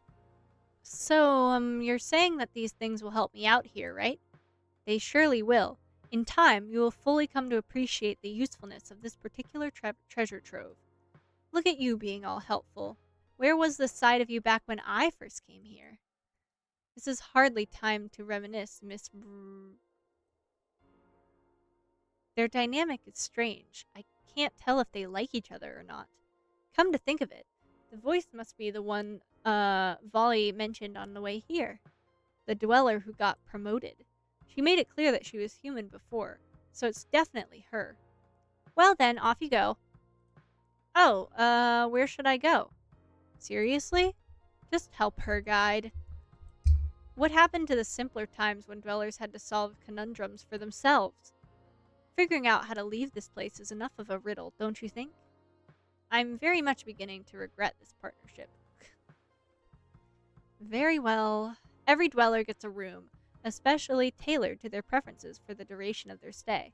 Make your way to the Hall of Rooms and you'll find yours. There's a friendly shadow there who can help you further. Shadow? Ah, yes, they're nobodies. That's all you need to know about them. Now close your eyes and I'll send you directly there, as a first-time courtesy. That's nice. I know. Farewell for now, Miss Salvi. See you later, Isabel. Well, interesting. What the? I didn't even have time to say bye back. The guide seemed helpful enough after the voice arrived, but he obviously has his eyes on me. Yeah, no freaking kidding. I have a feeling that if it weren't for her, if this is what he's like now, then what were things how were things before she arrived? Or actually, what if she's faking that pleasantness? I shouldn't be so quick to believe what these deities say. In fact, who should I trust? Can I trust anyone at all? Maybe there's someone here in Purgatory who has more things in common with me. Maybe... Oh, a shadow. I beg your pardon, miss. Ah! You startled me. Oh dear, I did not mean to. I tried waving at you, but you seemed lost in thought. Eventually, I started to worry. The well-being of dwellers is my top priority, you see. You could even make an argument that's my reason for existing. I see. You don't have to worry. I was just pondering stuff, I guess. As is to be expected. Your first day in Purgatory, am I correct? That's right. Then it is my honor to welcome you here, to the Hall of Rooms. This is where every single room for every single dweller is located, a refined establishment for an equally refined afterlife, all run by me, your humble servant, Indalicio.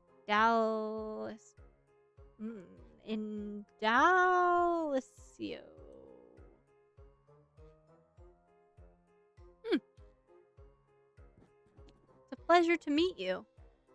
The pleasure is all mine, miss. Ah, but I'm sure you're eager to access your room, yes? That's right. Then that's... Oh, you're a denizen. Is that a problem? Not a problem strictly, but more of an inconvenience. For you, that is. How so? You see, dwellers have the ability to access their rooms directly through simply thinking about them. This is a courtesy that is not extended to denizens, and as such, you must come here and talk to me every time you want to enter your room. I'm dreadfully sorry for this, but rest assured that I'll stand here day and night, ready to attend to your every need. I see. Well, that's good to know. So, even though we're dead, we still need to sleep? Ah, yes, about that. Strictly speaking, no, you do not require sleep. There's no proper passage of time here, and your body does not need to recharge as it would during your livelier days. That said, resting still feels good and may provide room for some much-needed reflection. Therefore, it is still recommended to partake in the occasional shut-eye. I guess that makes sense. But you mentioned that you'd be here day and night. How is that possible if time doesn't flow? Maybe it was just an expression? Ah, yes, another fine topic of conversation. You see, up until recently, when we were graced with the arrival of the voice, being a dweller was remarkably worse. She pioneered some groundbreaking changes, which has made the afterlife here in Purgatory a considerably improved experience, meant to more properly emulate human living conditions. One of these changes is the addition of a faux day-night cycle.